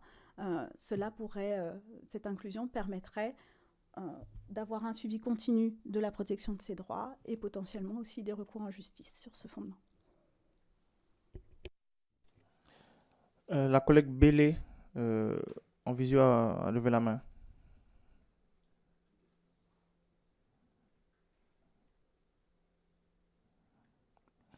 Collègue Bellet? Ah, oui, pardon. Vous m'entendez? Oui, c'est bon. D'accord, merci beaucoup. Alors, une autre question. Quelle est la différence finalement entre la Charte sociale et la Charte des droits de l'homme fondamentaux de l'Union européenne? La Charte sociale européenne qui est évoquée et la Charte des droits fondamentaux de l'Union européenne, dont je sais que cette Charte des droits fondamentaux est contraignante pour les institutions et les États membres. En revanche, je n'ai pas là de confirmation. C'est vrai qu'un certain nombre de nos compatriotes nous ont posé la question. Je n'ai pas de confirmation du caractère contraignant de la Charte sociale, notamment parce qu'un certain nombre de pays, dont la Russie par exemple, en étaient signataires il n'y a encore pas très, très longtemps. Donc la question de la contrainte, en effet, se pose, et également la question de la différence. Quelle est la différence que l'experte met entre cette charte et la charte des droits fondamentaux de l'Union européenne? Merci, collègue Bellet. Merci. Madame Cajoli. Oui, merci pour la question, Madame la députée Bellet. Alors, la Charte des droits fondamentaux relève de l'Union européenne, qui est donc l'union économique que nous connaissons, et cette charte couvre notamment les droits aussi civils et politiques, et pas seulement les droits économiques et sociaux. La Charte sociale européenne du Conseil de l'Europe est effectivement un instrument qui relève du Conseil de l'Europe, qui compte donc 46 États membres, et effectivement tous les États de l'Europe continentale, à l'exception, depuis la guerre en Ukraine à peu près, de la Russie et du Bélarus. Cette organisation est particulièrement connue, comme je le disais tout à l'heure, pour la Cour européenne des droits de l'homme et son envergure, mais elle compte aussi 200 autres traités à peu près, dont la Charte sociale européenne, dont j'affirme et je confirme que c'est un traité international contraignant, puisque la France l'a ratifié. Donc même si certains autres États du Conseil de l'Europe ne l'ont pas ratifié ou pas dans leur intégralité, il n'empêche qu'en France, c'est un traité international contraignant, obligatoire, d'application directe, et qui a comme grande valeur ajoutée de protéger les droits humains, économiques et sociaux que j'ai cités tout à l'heure. Donc, et d'apporter une attention accrue à la question de la protection des droits des personnes en situation généralement de vulnérabilité. Donc ça inclut notamment les femmes, les enfants, les migrants, les travailleurs. C'est un texte qui est connu particulièrement aussi pour sa protection en droit du travail et protection sociale, ce qui, à mon sens, est particulièrement important aussi pour nos territoires qui ont été marqués quand même par des siècles d'esclavage et d'exploitation économique. Donc, même symboliquement, il est très important que la Charte sociale européenne, qui a un traité qui protège en particulier les questions d'emploi et de protection sociale, soit inclus dans ce texte-là. Je peux encore ajouter deux choses concernant le Comité européen des droits sociaux, qui est le mécanisme qui est gardien de ce texte. Donc, si la Charte des droits fondamentaux est protégée par la Cour de justice de l'Union européenne, la Charte sociale européenne, elle, est protégée par le Comité européen des droits sociaux. Avantage du Comité européen des droits sociaux par rapport à la Cour de justice de l'Union européenne. Deux.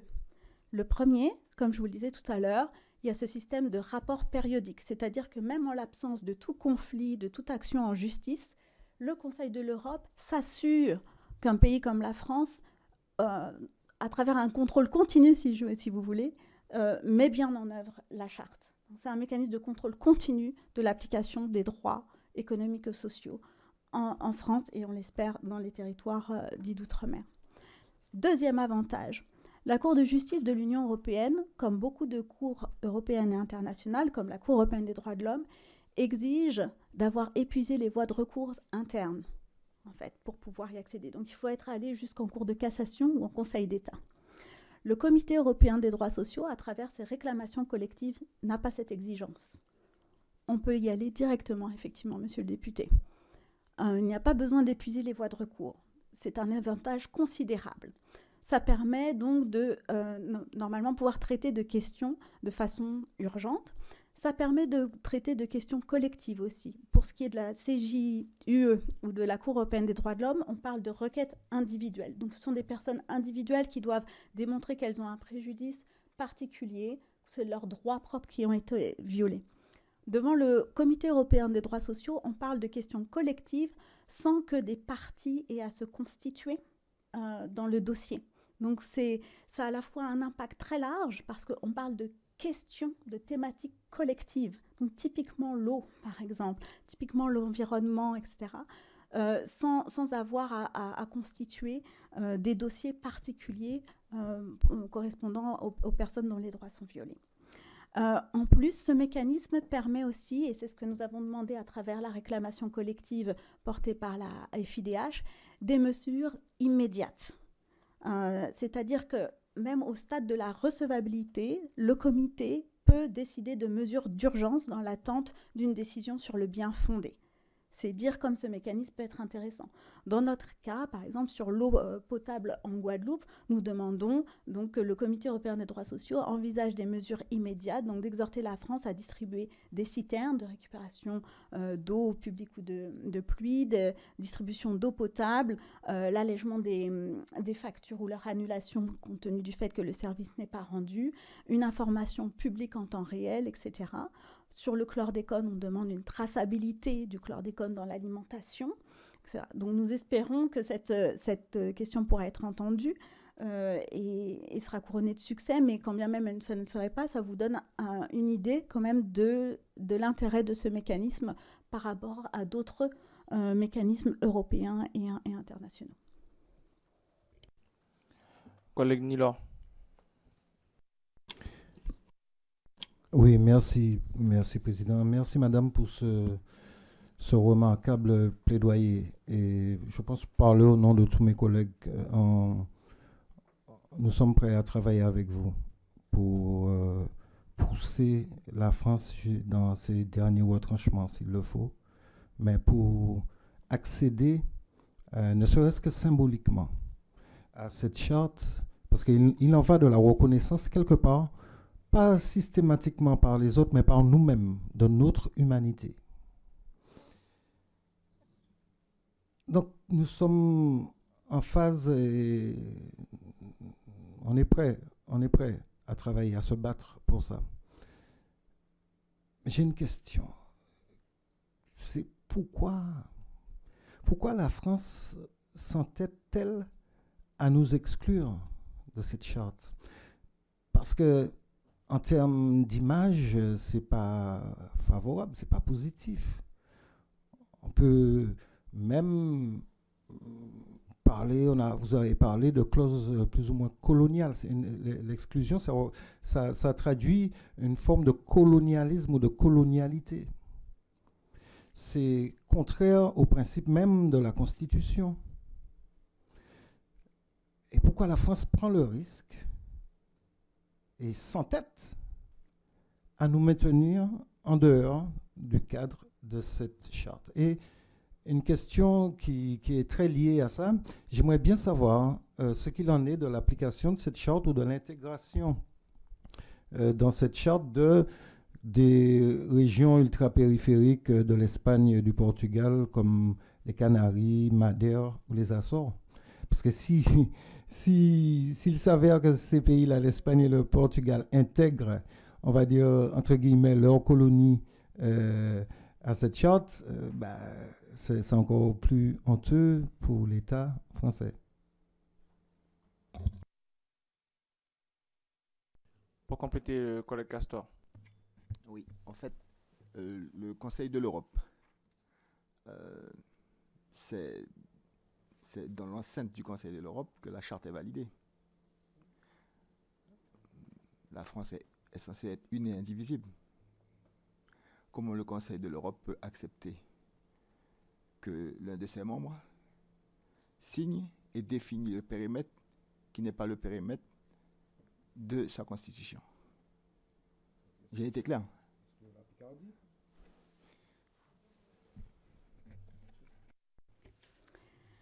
Alors, merci à toutes deux pour vos questions, pour votre intérêt, monsieur le député Nilor. Merci de votre intérêt, du fait d'être prêt effectivement à porter cette question et à collaborer dessus.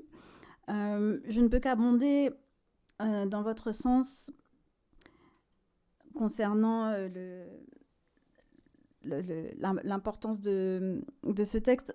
Teddy Riner, il y a quelques mois, à l'appui du mouvement sur le coût de la vie aux Antilles, a demandé publiquement on est français ou on n'est pas français. La question de la Charte sociale européenne pose même une question qui va plus loin, puisqu'il s'agit de droits humains. La question c'est est-ce que nous sommes des êtres humains ou pas? Est-ce que nous avons les mêmes droits humains ou pas? Pourquoi la France n'a pas fait le nécessaire pour inclure les territoires dans la Charte sociale européenne? C'est une question qu'il faut poser au gouvernement, me semble-t-il. C'est une question que Kemberet s'efforce de poser depuis 1 an et demi, sans réponse. Nous avons adressé des courriers officiels, demandé des rendez-vous, sans succès. Nous avons posé la question à l'ONU, l'ONU a posé la question à la France n'a pas répondu. Nous avons publié des lettres ouvertes sur les réseaux sociaux, nous n'avons pas eu de réponse. Le député Elie Kalifer, ici présent, a posé une question écrite au mois d'avril 2024. Le gouvernement n'a pas répondu. C'est pourquoi nous avons, nous, testé le système malgré tout. Nous avons fait cette réclamation collective et la France y est opposée en disant qu'elle ne reconnaissait pas l'inclusion des territoires dans la Charte sociale européenne. Elle n'a pas dit pourquoi. Moi, je suis ici devant vous en tant qu'experte en droit, donc je ne vais pas vous donner les raisons politiques derrière ce choix, mais je vous invite à les creuser. Très bien. Il y avait juste une ou deux questions encore auxquelles je vais essayer de répondre. Donc oui, la CNCDH a clairement écrit dans sa déclaration qui a été publiée au journal officiel en octobre 2024 que cette situation portait le nom en droit de clause coloniale. C'est écrit noir sur blanc.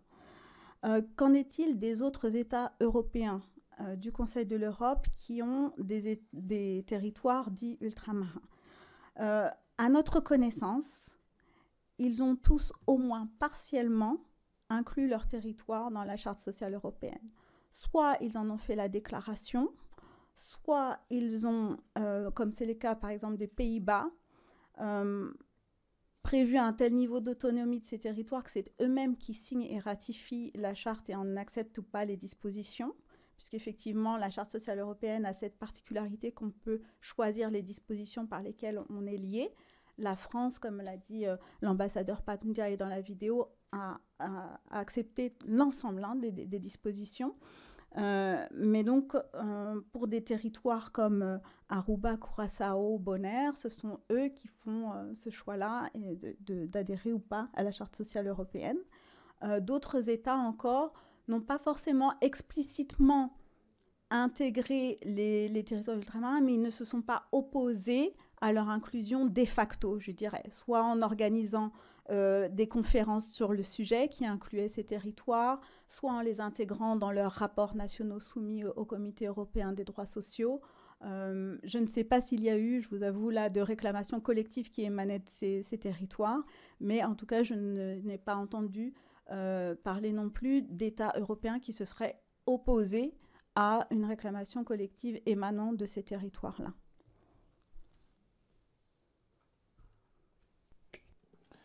Oui, moi je ne m'étais pas encore exprimé. Je vais d'abord poser une question et ensuite une expression derrière. Moi, je serai un peu sur la question de la position comme mon collègue William, pratico-pratique. C'est par rapport à ce qui est demandé. La phrase à modifier, donc c'est saisir le ministère des Affaires étrangères. Donc, je siège en commission des Affaires étrangères. Donc ce matin, comme par hasard, il y avait un sujet sur nos territoires. Donc c'est saisir le gouvernement en lui intimant de modifier la phrase et l'inclure dans ce document, dans cette charte.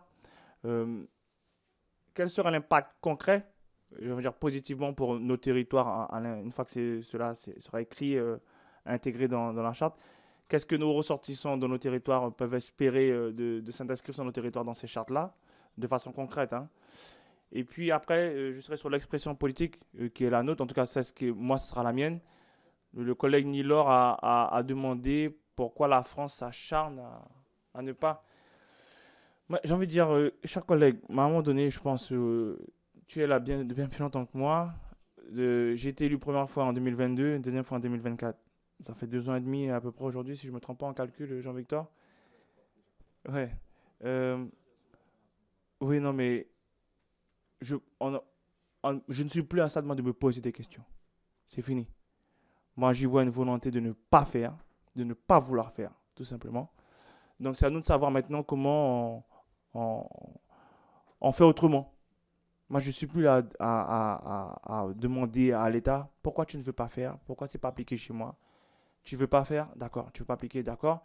Maintenant, il faut trouver une solution par rapport à la que vivent nos compatriotes. Donc, moi, je suis au stade de l'action qui a été menée par l'association. On doit faire des choses. On doit prendre des initiatives. On doit faire bouger les lignes. On doit faire modifier le système de l'intérieur. On sait très bien comment ça fonctionne, mon cher ami Jean-Philippe. Donc, la réponse politique est là, nous, c'est d'être à l'offensive sur tous les sujets. La délégation doit être aussi à ce niveau-là. Donc, là, à l'instant, qu'a dit Jean-Philippe, la délégation, ben, on va prendre à bras-le-corps cette modification au niveau de la charte. On verra ce que le gouvernement va faire. Mais la véritable question, et je pense que chacun a la réponse, c'est aux yeux du système, est-ce que les droits des ultramarins sont de même niveau que les droits qu'il y a au niveau de l'Hexagone? Parce qu'on parle des droits humains, hein. Donc, je laisse la question et les réponses de la tête des uns et des autres. Non, Président, juste avant, je ne vais pas te laisser. Ouais. Je ne vais pas te laisser, je suis en phase avec toi. Mais sache, je sais que tu n'es pas assez naïf pour ignorer qu'il y a des questions qui sont faussement naïves et qui ont une visée pédagogique puissante. T'inquiète pas, mon ami.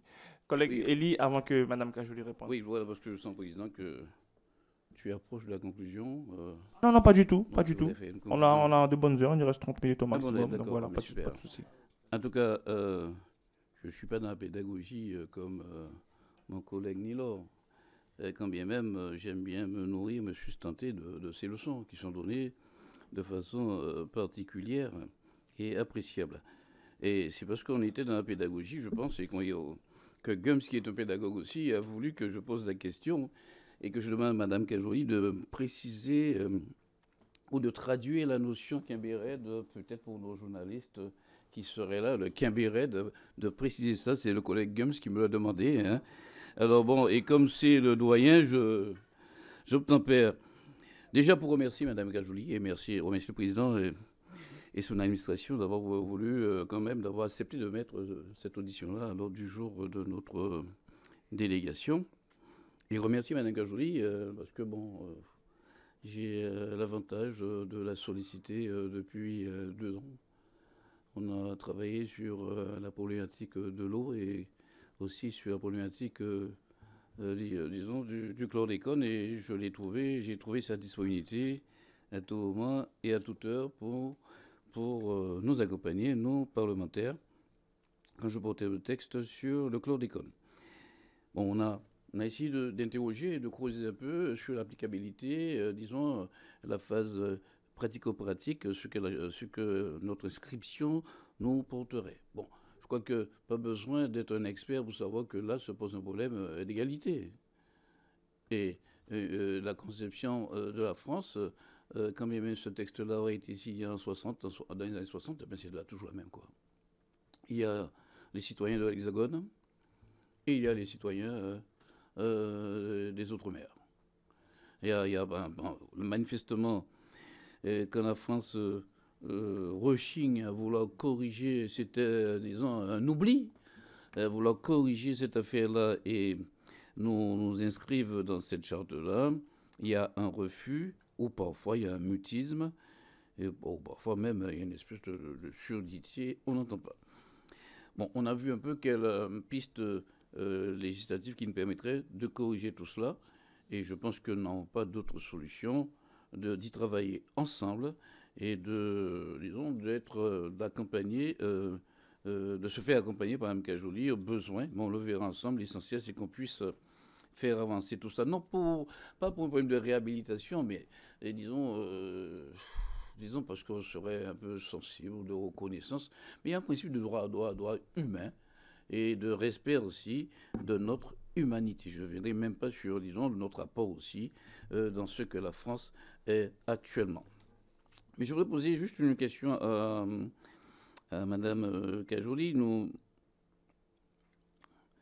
demander où elle en est actuellement sur disons, l'action qu'elle avait introduite et au niveau de l'applicabilité. Parce qu'il y a eu, je crois, il y a un rejet, disons, mais où en êtes-vous actuellement? Vous avez rencontré tout récemment notre ancien ministre de l'Éducation nationale, c'est bien, et qui est actuellement un peu ambassadeur, c'est bien ça, il est un peu ambassadeur de tout cela. Et j'aimerais vous dire, pour vous poser la question aussi, sur, admettons que là, on nous dit carrément, là, ok, c'est bon, vous êtes inscrit là. Qu'est-ce que cela pourrait nous apporter comme force même, concrètement, pour régler notre problème de l'eau, notre problème de chlordécone aux Antilles, Martinique, Guadeloupe, faire entendre la chose, quand on sait que nous avons eu toutes les peines du monde pour faire entendre la responsabilité de la France. Nous ne sommes même pas encore à la partie où nous serait donc la réparation. Et qu'est-ce que disons, notre inscription nous apporterait? Et quand vous dites que certains territoires européens auraient inscrit, enfin, d'autres territoires non européens, partiellement leur terre ultramarine, ou leur colonie, comme tu dis, partiellement. Ce serait quoi? Une partie des terres sur certains logements, d'autres certains les droits sociaux. C'est quoi actuellement partiellement? Et là, le collègue William a posé la question, est-ce que vous connaissez disons des conclusions d'affaires juridiques qui auraient été fondées à partir de ces droits sociaux au niveau national? Tout en vous remerciant de votre disponibilité, et je sais qu'on a eu un temps assez, vous avez fait ça dans un temps assez record, et prendre les billets, mais on travaille sur le coût des billets aussi. Hein. Bon, on va y arriver un jour peut-être. Merci, monsieur le député. Oui, un des impacts directs escomptés serait la baisse des billets d'avion entre les Outre-mer et l'Hexagone. Pour répondre aux différentes questions qui ont été posées, qui vont un petit peu dans le même sens, la première chose que je peux dire, c'est que je vous expliquais tout à l'heure qu'un certain nombre d'initiatives ont été prises par Kembered pour plaider cette cause, déjà, auprès des autorités. Et que depuis à peu près 1 an et demi publiquement, sans que ça soit couronné de succès. Toutefois, 2 développements récents, positifs, qui vont dans le bon sens et qui pourraient être un tremplin pour vous si vous souhaitiez aussi soulever la question avec nos autorités. D'abord, le 16 décembre 2024, l'ambassadrice aux droits de l'homme, Madame Isabelle Rome, donc qui est au sein du ministère des Affaires étrangères, a eu l'amabilité de nous recevoir, Kembered French West Indies, d'être à l'écoute de cette problématique et de se montrer encline à convoquer une réunion interministérielle avec les différents ministères concernés, donc notamment avec le ministère de l'Outre-mer, pour traiter de cette question, l'examiner et voir si la déclaration demandée pourrait être faite quand et comment.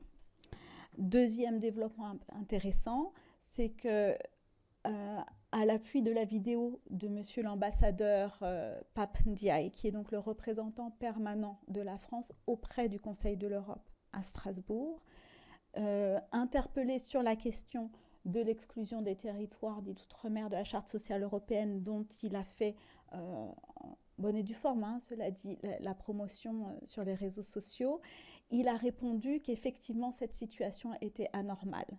Donc là, on a une reconnaissance récente publique timide mais marquée de la normalité de cette situation. Donc j'attire ça à votre attention pour que vous puissiez éventuellement faire le suivi si vous voulez vous emparer de cette question. Que peut-on espérer? Alors, j'ai essayé de l'expliquer tout à l'heure, je vais essayer de le reformuler. Que peut-on attendre? Quel est l'intérêt de l'inclusion des territoires dits d'outre-mer dans la Charte sociale européenne? Donc, je le dis et le redis quand même, effectivement, rien que pour une question de principe. Une question de principe, symboliquement, c'est une question de reconnaissance des droits humains à part entière des populations des territoires dits d'outre-mer. C'est quelque chose qui devrait être acquis depuis 1789, au moins depuis 1848. Maintenant, on est en 2025. Il devrait être écrit noir sur blanc que les populations de ces territoires jouissent en droit des mêmes droits économiques et sociaux, donc des mêmes droits humains qu'en France hexagonale. À l'heure actuelle, on ne naît pas égaux en droit dans les territoires français dits d'outre-mer. Donc l'intérêt premier, c'est de dire qu'on reconnaît qu'on doit naître égaux en droit dans ces territoires. Ça, c'est le premier intérêt, ce qu'on peut espérer de l'inclusion. Deuxièmement, en pratique, au-delà du droit, en pratique, une protection accrue des droits humains dans ces territoires. Comment? Pourquoi? Encore une fois, à travers les deux mécanismes qu'offre le Comité européen des droits sociaux. Donc il y a ce mécanisme de rapport. Je vous ai donné un exemple qui est celui de l'année dernière, qui est quand même très probant. C'est une question qui est au cœur de l'actualité des Outre-mer, la question de la vie chère. La France soumet un rapport, elle ne dit rien sur les Outre-mer. L'inclusion de nos territoires dans cette charte sociale européenne impliquerait que demain, lorsqu'il y a un rapport de cette nature, la France doive inclure des éléments sur la vie chère dans les Outre-mer.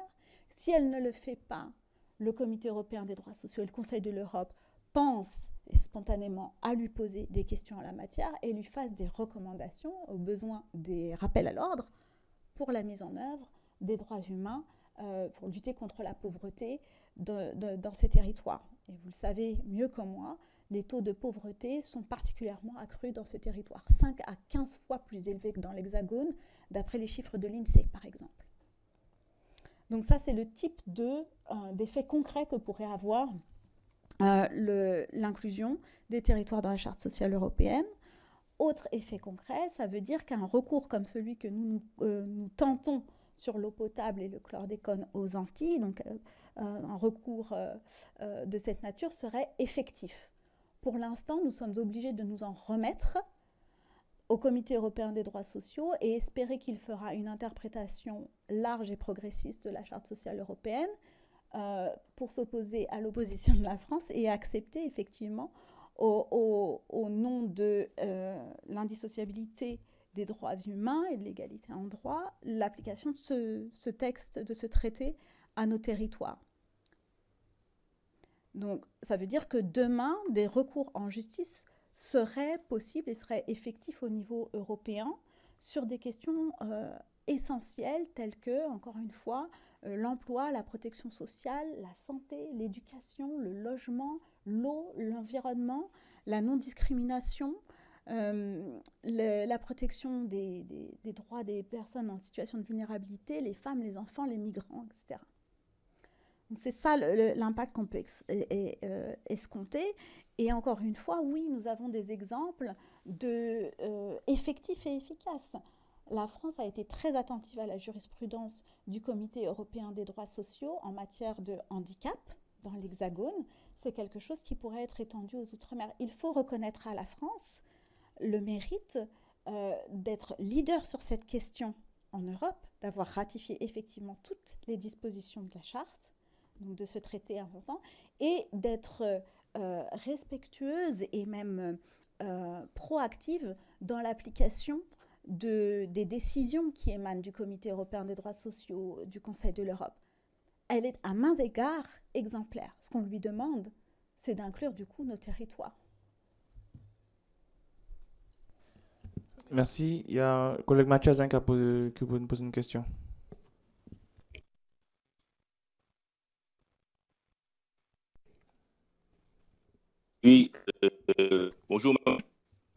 Bonjour, Monsieur le Président. Bonjour, très chers collègues et à nos collaboratrices et collaborateurs présents.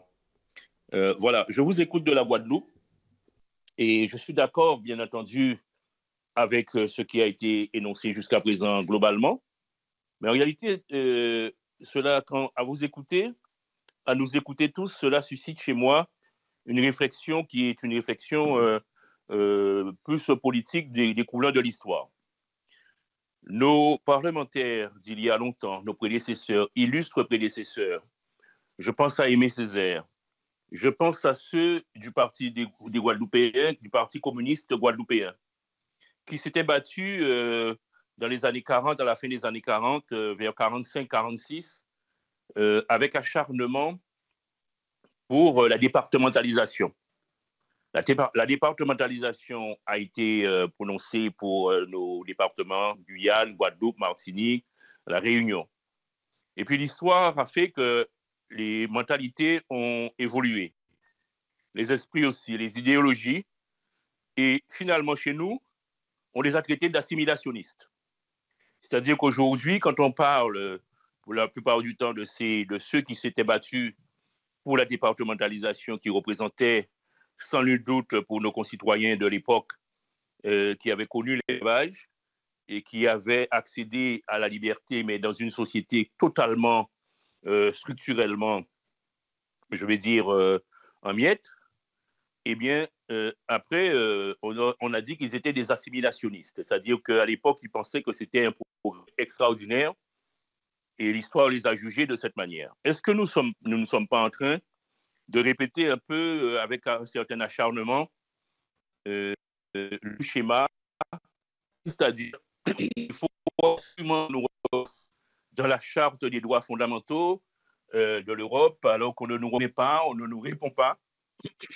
Est-ce que, et là je suis un peu de l'avis de Nilor et de Davy, d'après ce que j'ai compris à la fois explicitement et en filigrane, il faut peut-être se battre, mais est-ce que c'est comme cela? Est-ce que c'est en insistant, en leur disant nous? Parce que quand les Guadeloupéens vont voter, la participation en Guadeloupe sur la question des élections européennes est très, très, très faible, même si certains peuvent se targuer de dire nous avons obtenu 70% des suffrages ou 80% des suffrages. Mais ce sont des suffrages exprimés. Mais ces suffrages exprimés représentent, par exemple, moins le niveau des votes peut-être d'une commune moyenne en Guadeloupe ou d'une grande commune en Guadeloupe. Et donc, chez nous, les gens ne se sentent pas, en tout cas, ils savent qu'il y a des fonds européens, il y a, etc., tous ces éléments-là, mais est-ce que nous ne sommes pas en train de faire œuvre en insistant comme ça, de cette manière, je ne dis pas de quémander, mais de dire, bon voilà, il faut absolument nous intégrer dans les droits, dans les marchés sociaux. Je crois qu'il y a une question de responsabilité à la fois morale, idéologique et je dirais même politique en ce qui nous concerne. Moi, personnellement, je comprends et je remercie tous ceux qui posent ce problème. Il faut le poser, mais il y a également, j'entrevois également une ressemblance, si je puis dire, avec un débat qui a eu lieu et pour lequel nous avions beaucoup insisté. C'était peut-être un progrès, mais voilà, ça suscite chez moi cette réflexion. Ce n'est pas forcément madame qui a fait cette recherche, qui a fait des recherches sur la question, qui s'est beaucoup donné avec l'association Kémérec. Ce n'est pas une question qui s'adresse intrinsèquement à vous. C'est simplement une réflexion que je me fais de là où je suis. Merci, collègue Machazin, le sage, qui a toujours le verbe haut. Je parle haut parce que je suis loin. N'est-ce pas? Et du lointain où je suis, je prends un peu de recul vis-à-vis de la question. Merci, collègue Max. Madame Kajouli. Oui, merci pour cette dernière question, monsieur le député. Et puis, je vais en profiter pour revenir sur certaines questions auxquelles je n'avais pas répondu ou pas entièrement précédemment. La première était de savoir ce qu'on entendait par, pour les autres États européens concernés, le fait que les territoires soient partiellement inclus dans la Charte sociale européenne. Je vous avouerai en fait que nous avons eu toutes les difficultés du monde à avoir des données extrêmement précises là-dessus. Donc la conclusion qui est ressortie des recherches avec nos partenaires dans la Fédération internationale pour les droits humains, c'était que, a priori, tous les États européens qui ont des territoires dits ultramarins ont d'une façon ou d'une autre, et au moins en partie, inclus ces territoires. Mais certains auraient inclus certains de leurs territoires ultramarins, mais pas tous. Ou alors certains ont fait encore une fois la déclaration, d'autres pas. Certains n'ont pas fait la déclaration, mais de facto les prennent en compte dans leur rapport au Comité européen des droits sociaux. Si vous voulez creuser cette question, une suggestion que je peux faire, c'est que vous vous rapprochiez de vos homologues. En fait, le Conseil de l'Europe a une assemblée parlementaire où donc siègent des parlementaires qui traitent des questions du Conseil de l'Europe. Donc eux pourraient, et ils viennent donc des 46 États membres de l'organisation, et ils seraient peut-être en mesure de mieux vous renseigner sur la situation particulière de leurs États pour que vous puissiez dresser des parallèles avec les autres États européens qui ont des territoires dits ultramarins. Une autre question à laquelle je n'avais pas répondu entièrement. Vous avez posé la question de pourquoi la France exclut les territoires de la Charte sociale européenne. Je vous ai dit que en tant que juriste, je ne vais pas me prononcer sur les raisons politiques. Je vous laisse ce domaine-là qui est votre expertise. Ce que je peux vous dire quand même en tant que juriste, c'est que historiquement, dans le développement de la reconnaissance des droits humains à l'échelle internationale, les États ont toujours été relativement ouverts à reconnaître rapidement les droits civils et politiques, mais historiquement, ils ont toujours été plus frileux à reconnaître et à prendre des engagements dans des traités internationaux quand il s'agit de droits économiques et sociaux. Pourquoi ? Pour des raisons budgétaires et financières. Reconnaître le droit à la liberté d'expression coûte moins cher que de reconnaître le droit à l'accès à l'eau potable pour tous et toutes, ou le droit à l'éducation pour tous et toutes. Donc, la question de l'inclusion des territoires dans la Charte sociale européenne pose certainement à la fin une question budgétaire, parce que cela posera la question des obligations à la France d'investir dans ces territoires d'outre-mer en matière économique et sociale, là où même les Nations Unies ont dit, redit, écrit dans plusieurs recommandations en 2023 et 2024 que la France sous-finance ces territoires dits d'outre-mer et que cela porte atteinte à leur jouissance en toute égalité de leurs droits économiques et sociaux. Vous retrouverez ça dans notre rapport, par exemple, sur la vie chère soumis auprès du Conseil de l'Europe qui fait référence aux recommandations de l'ONU en la matière.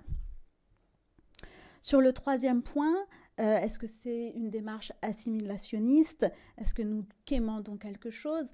Le choix vous appartient. Encore une fois, moi je viens en tant qu'experte, en tant que juriste, vous êtes politique, à vous de disposer de cette information comme bon vous semble. C'est un choix qui vous appartient.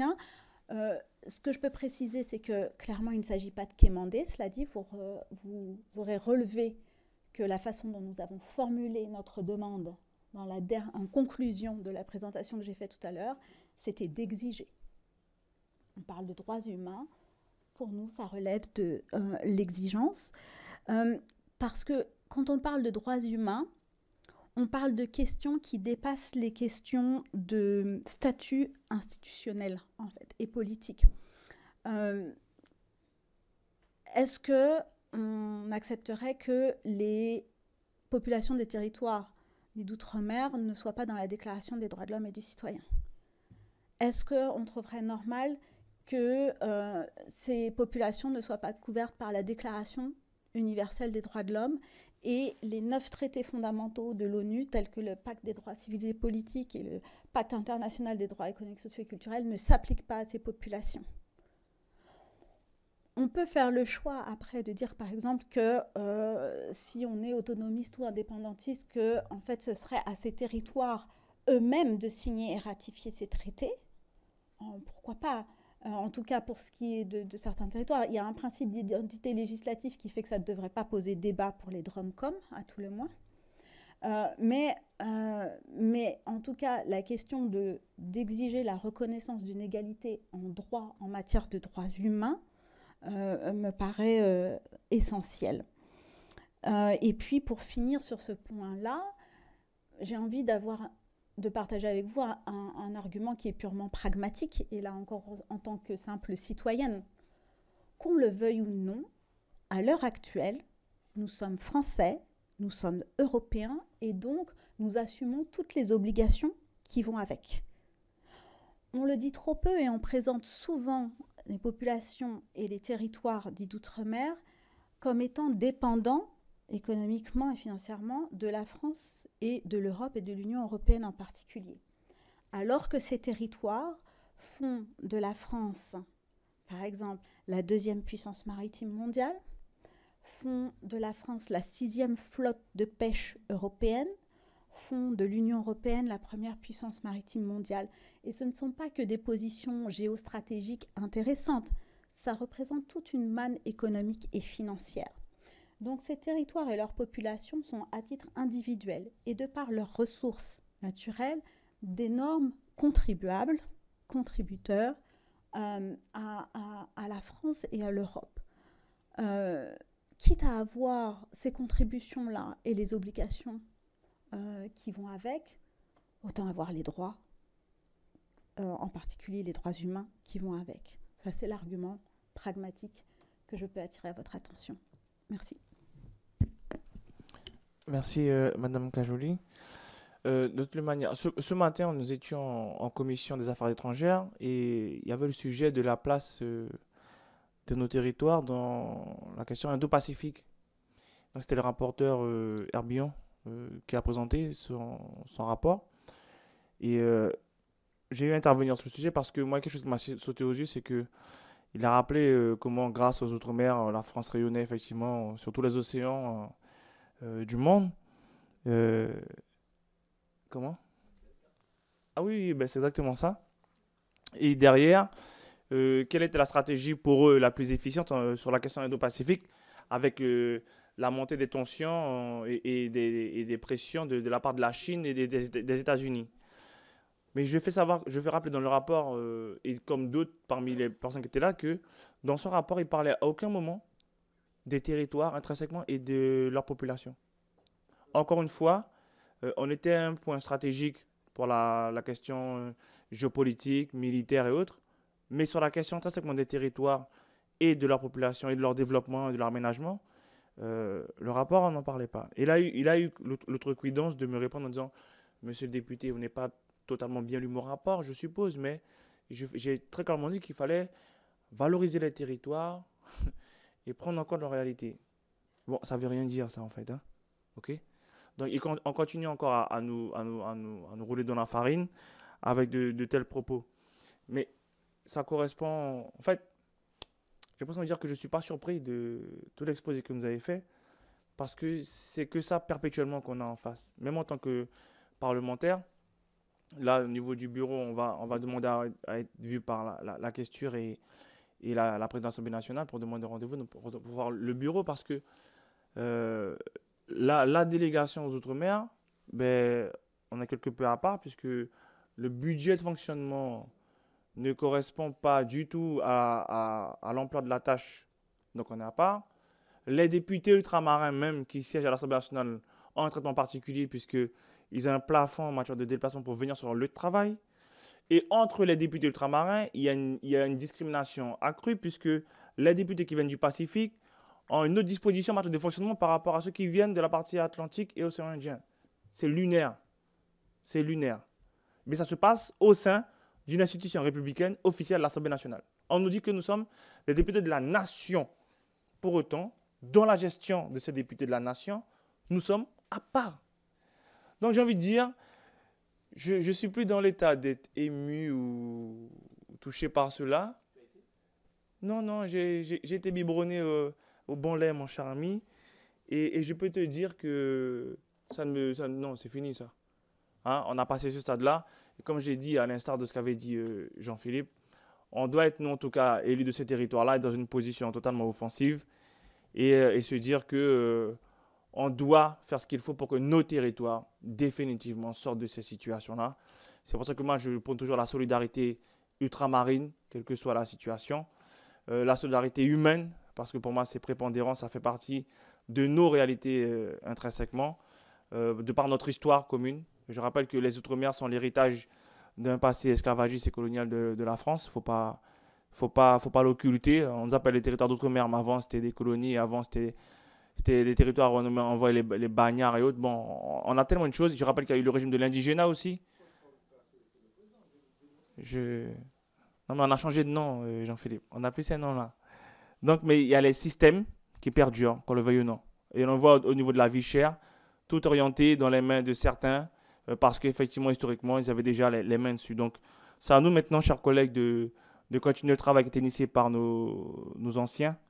Et j'ai envie de dire, avec l'apport des collectifs ou des associations telles que Kembered, bon, cela aussi, d'en pointer le pas et de faire nous aussi tout ce que nous avons à faire à ce niveau-là pour aboutir à ça. Donc, de questions pratico-pratiques, je verrai avec Elie et puis au niveau de la délégation ce qu'on peut faire nous concrètement aussi pour arriver à faire aboutir à ce combat mené.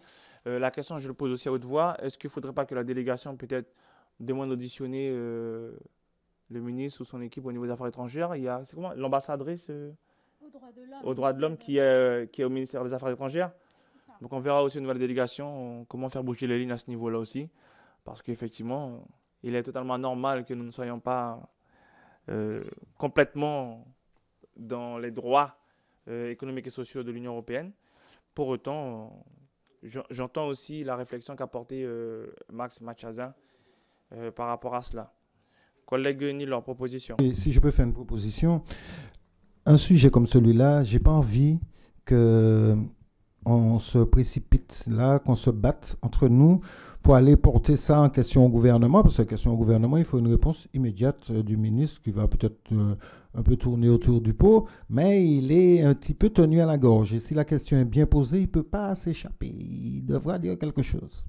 Mais j'ai pas envie que là aujourd'hui on rentre dans une compétition pour aller poser une super belle question au gouvernement. En tout cas, moi j'aurais pris mon pied, vraiment, à poser cette question-là au gouvernement, ça aurait fait le buzz. Mais je te propose que la délégation, que nous les élus, qu'on co-signe un courrier au Premier ministre, au Premier ministre en exigeant une réponse. C'est-à-dire, ce n'est pas une question écrite classique comme ce que le collègue Califera a posé, mais qu'on fasse cette démarche-là, courrier plus demande d'entretien, demande d'audience, mais qu'on le fasse collectivement. Et ce sera, puisqu'on a parlé de combat collectif, ce sera valorisant pour le collectif et pas pour l'individu.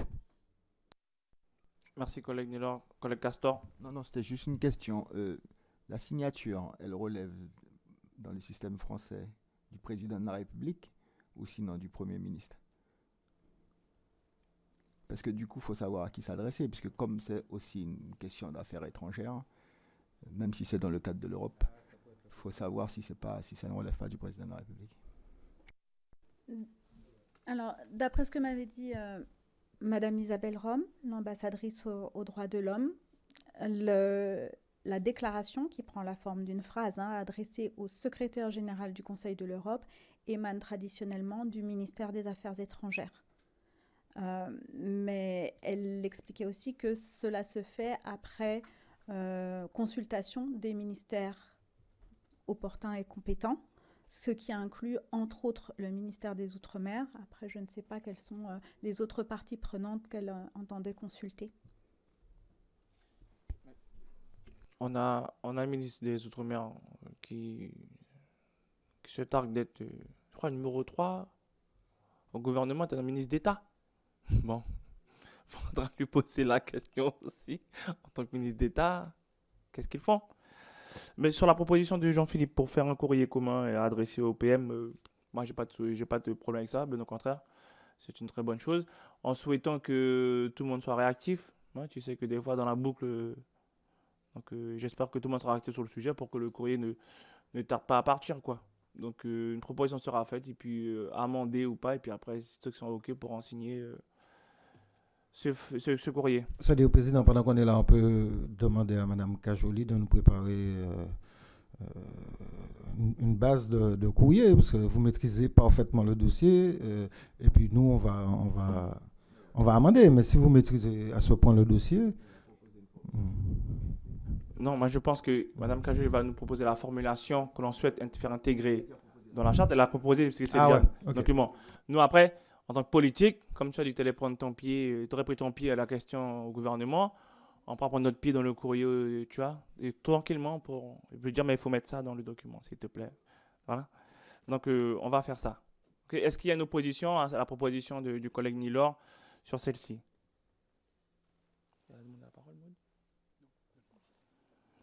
Pas d'opposition, ok. Donc, proposition entérinée. Donc, un courrier sera envoyé pour les collègues pour co-signature. Et après, on verra cela. Alors, pour information, donc sur ce point-là, on a fini. Pour information, quand même, avant que l'on se quitte, au niveau de la délégation, donc je l'ai dit entre parenthèses, mais il y a un courrier qui va être envoyé aux membres du bureau de la délégation en co-signature, parce qu'on va demander instamment un rendez-vous auprès de la présidente de l'Assemblée nationale et auprès de la questure, tant sur la question d'organisation, sur comment est-ce que nous, en tant que députés ultramarins, nous sommes gérés au sein de l'Assemblée nationale, et tant aussi de la question par rapport au budget alloué à la délégation qui ne répond pas à nos besoins. Ensuite, information, nous aussi, concernant la délégation. On devait partir demain pour la Nouvelle-Calédonie, la mission sur la Nouvelle-Calédonie. Celle-ci a été reportée à la demande d'un des députés et parce que finalement le gouvernement, par le biais du ministre Valls, se rend sur l'île, donc la même période où est-ce que nous devions être. Et donc ça aurait été un problème en matière d'organisation et bon, qu'il y aurait un mélange des genres qui n'aurait pas été fait, qui n'aurait pas été super. Et il y a aussi, donc il y a René qui s'en va en Polynésie pour la mission flash sur le mode électoral et la prime majoritaire qui est en place aujourd'hui en Polynésie. Donc cette mission-là est lancée, donc René s'en va et il y aura le rapport de cette mission flash. Je rappelle qu'on a 2 autres missions qui sont même inscrites. Il y a celle concernant la place des Outre-mer au sein de la diplomatie française, qui avait été demandée par la collègue Maud Petit, donc qui est en train de se mettre en place aussi oui, avec l'administrateur Gabriel Livnet, qui est dessus, et la mission flash sur la tarification des colis postaux dans nos territoires. Aussi, cette mission flash, il faudra qu'on puisse l'organiser. Donc, je rappelle que nous n'avons que 2 administrateurs. On ne peut pas aller plus vite que la musique. Ils n'ont pas le temps d'ubiquité non plus. Donc, on est obligé de suivre un rythme assez dense parce que ils ne pourront pas faire plusieurs choses à la fois.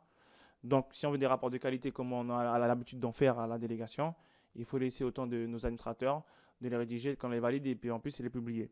Donc, voilà en matière d'information assez rapidement.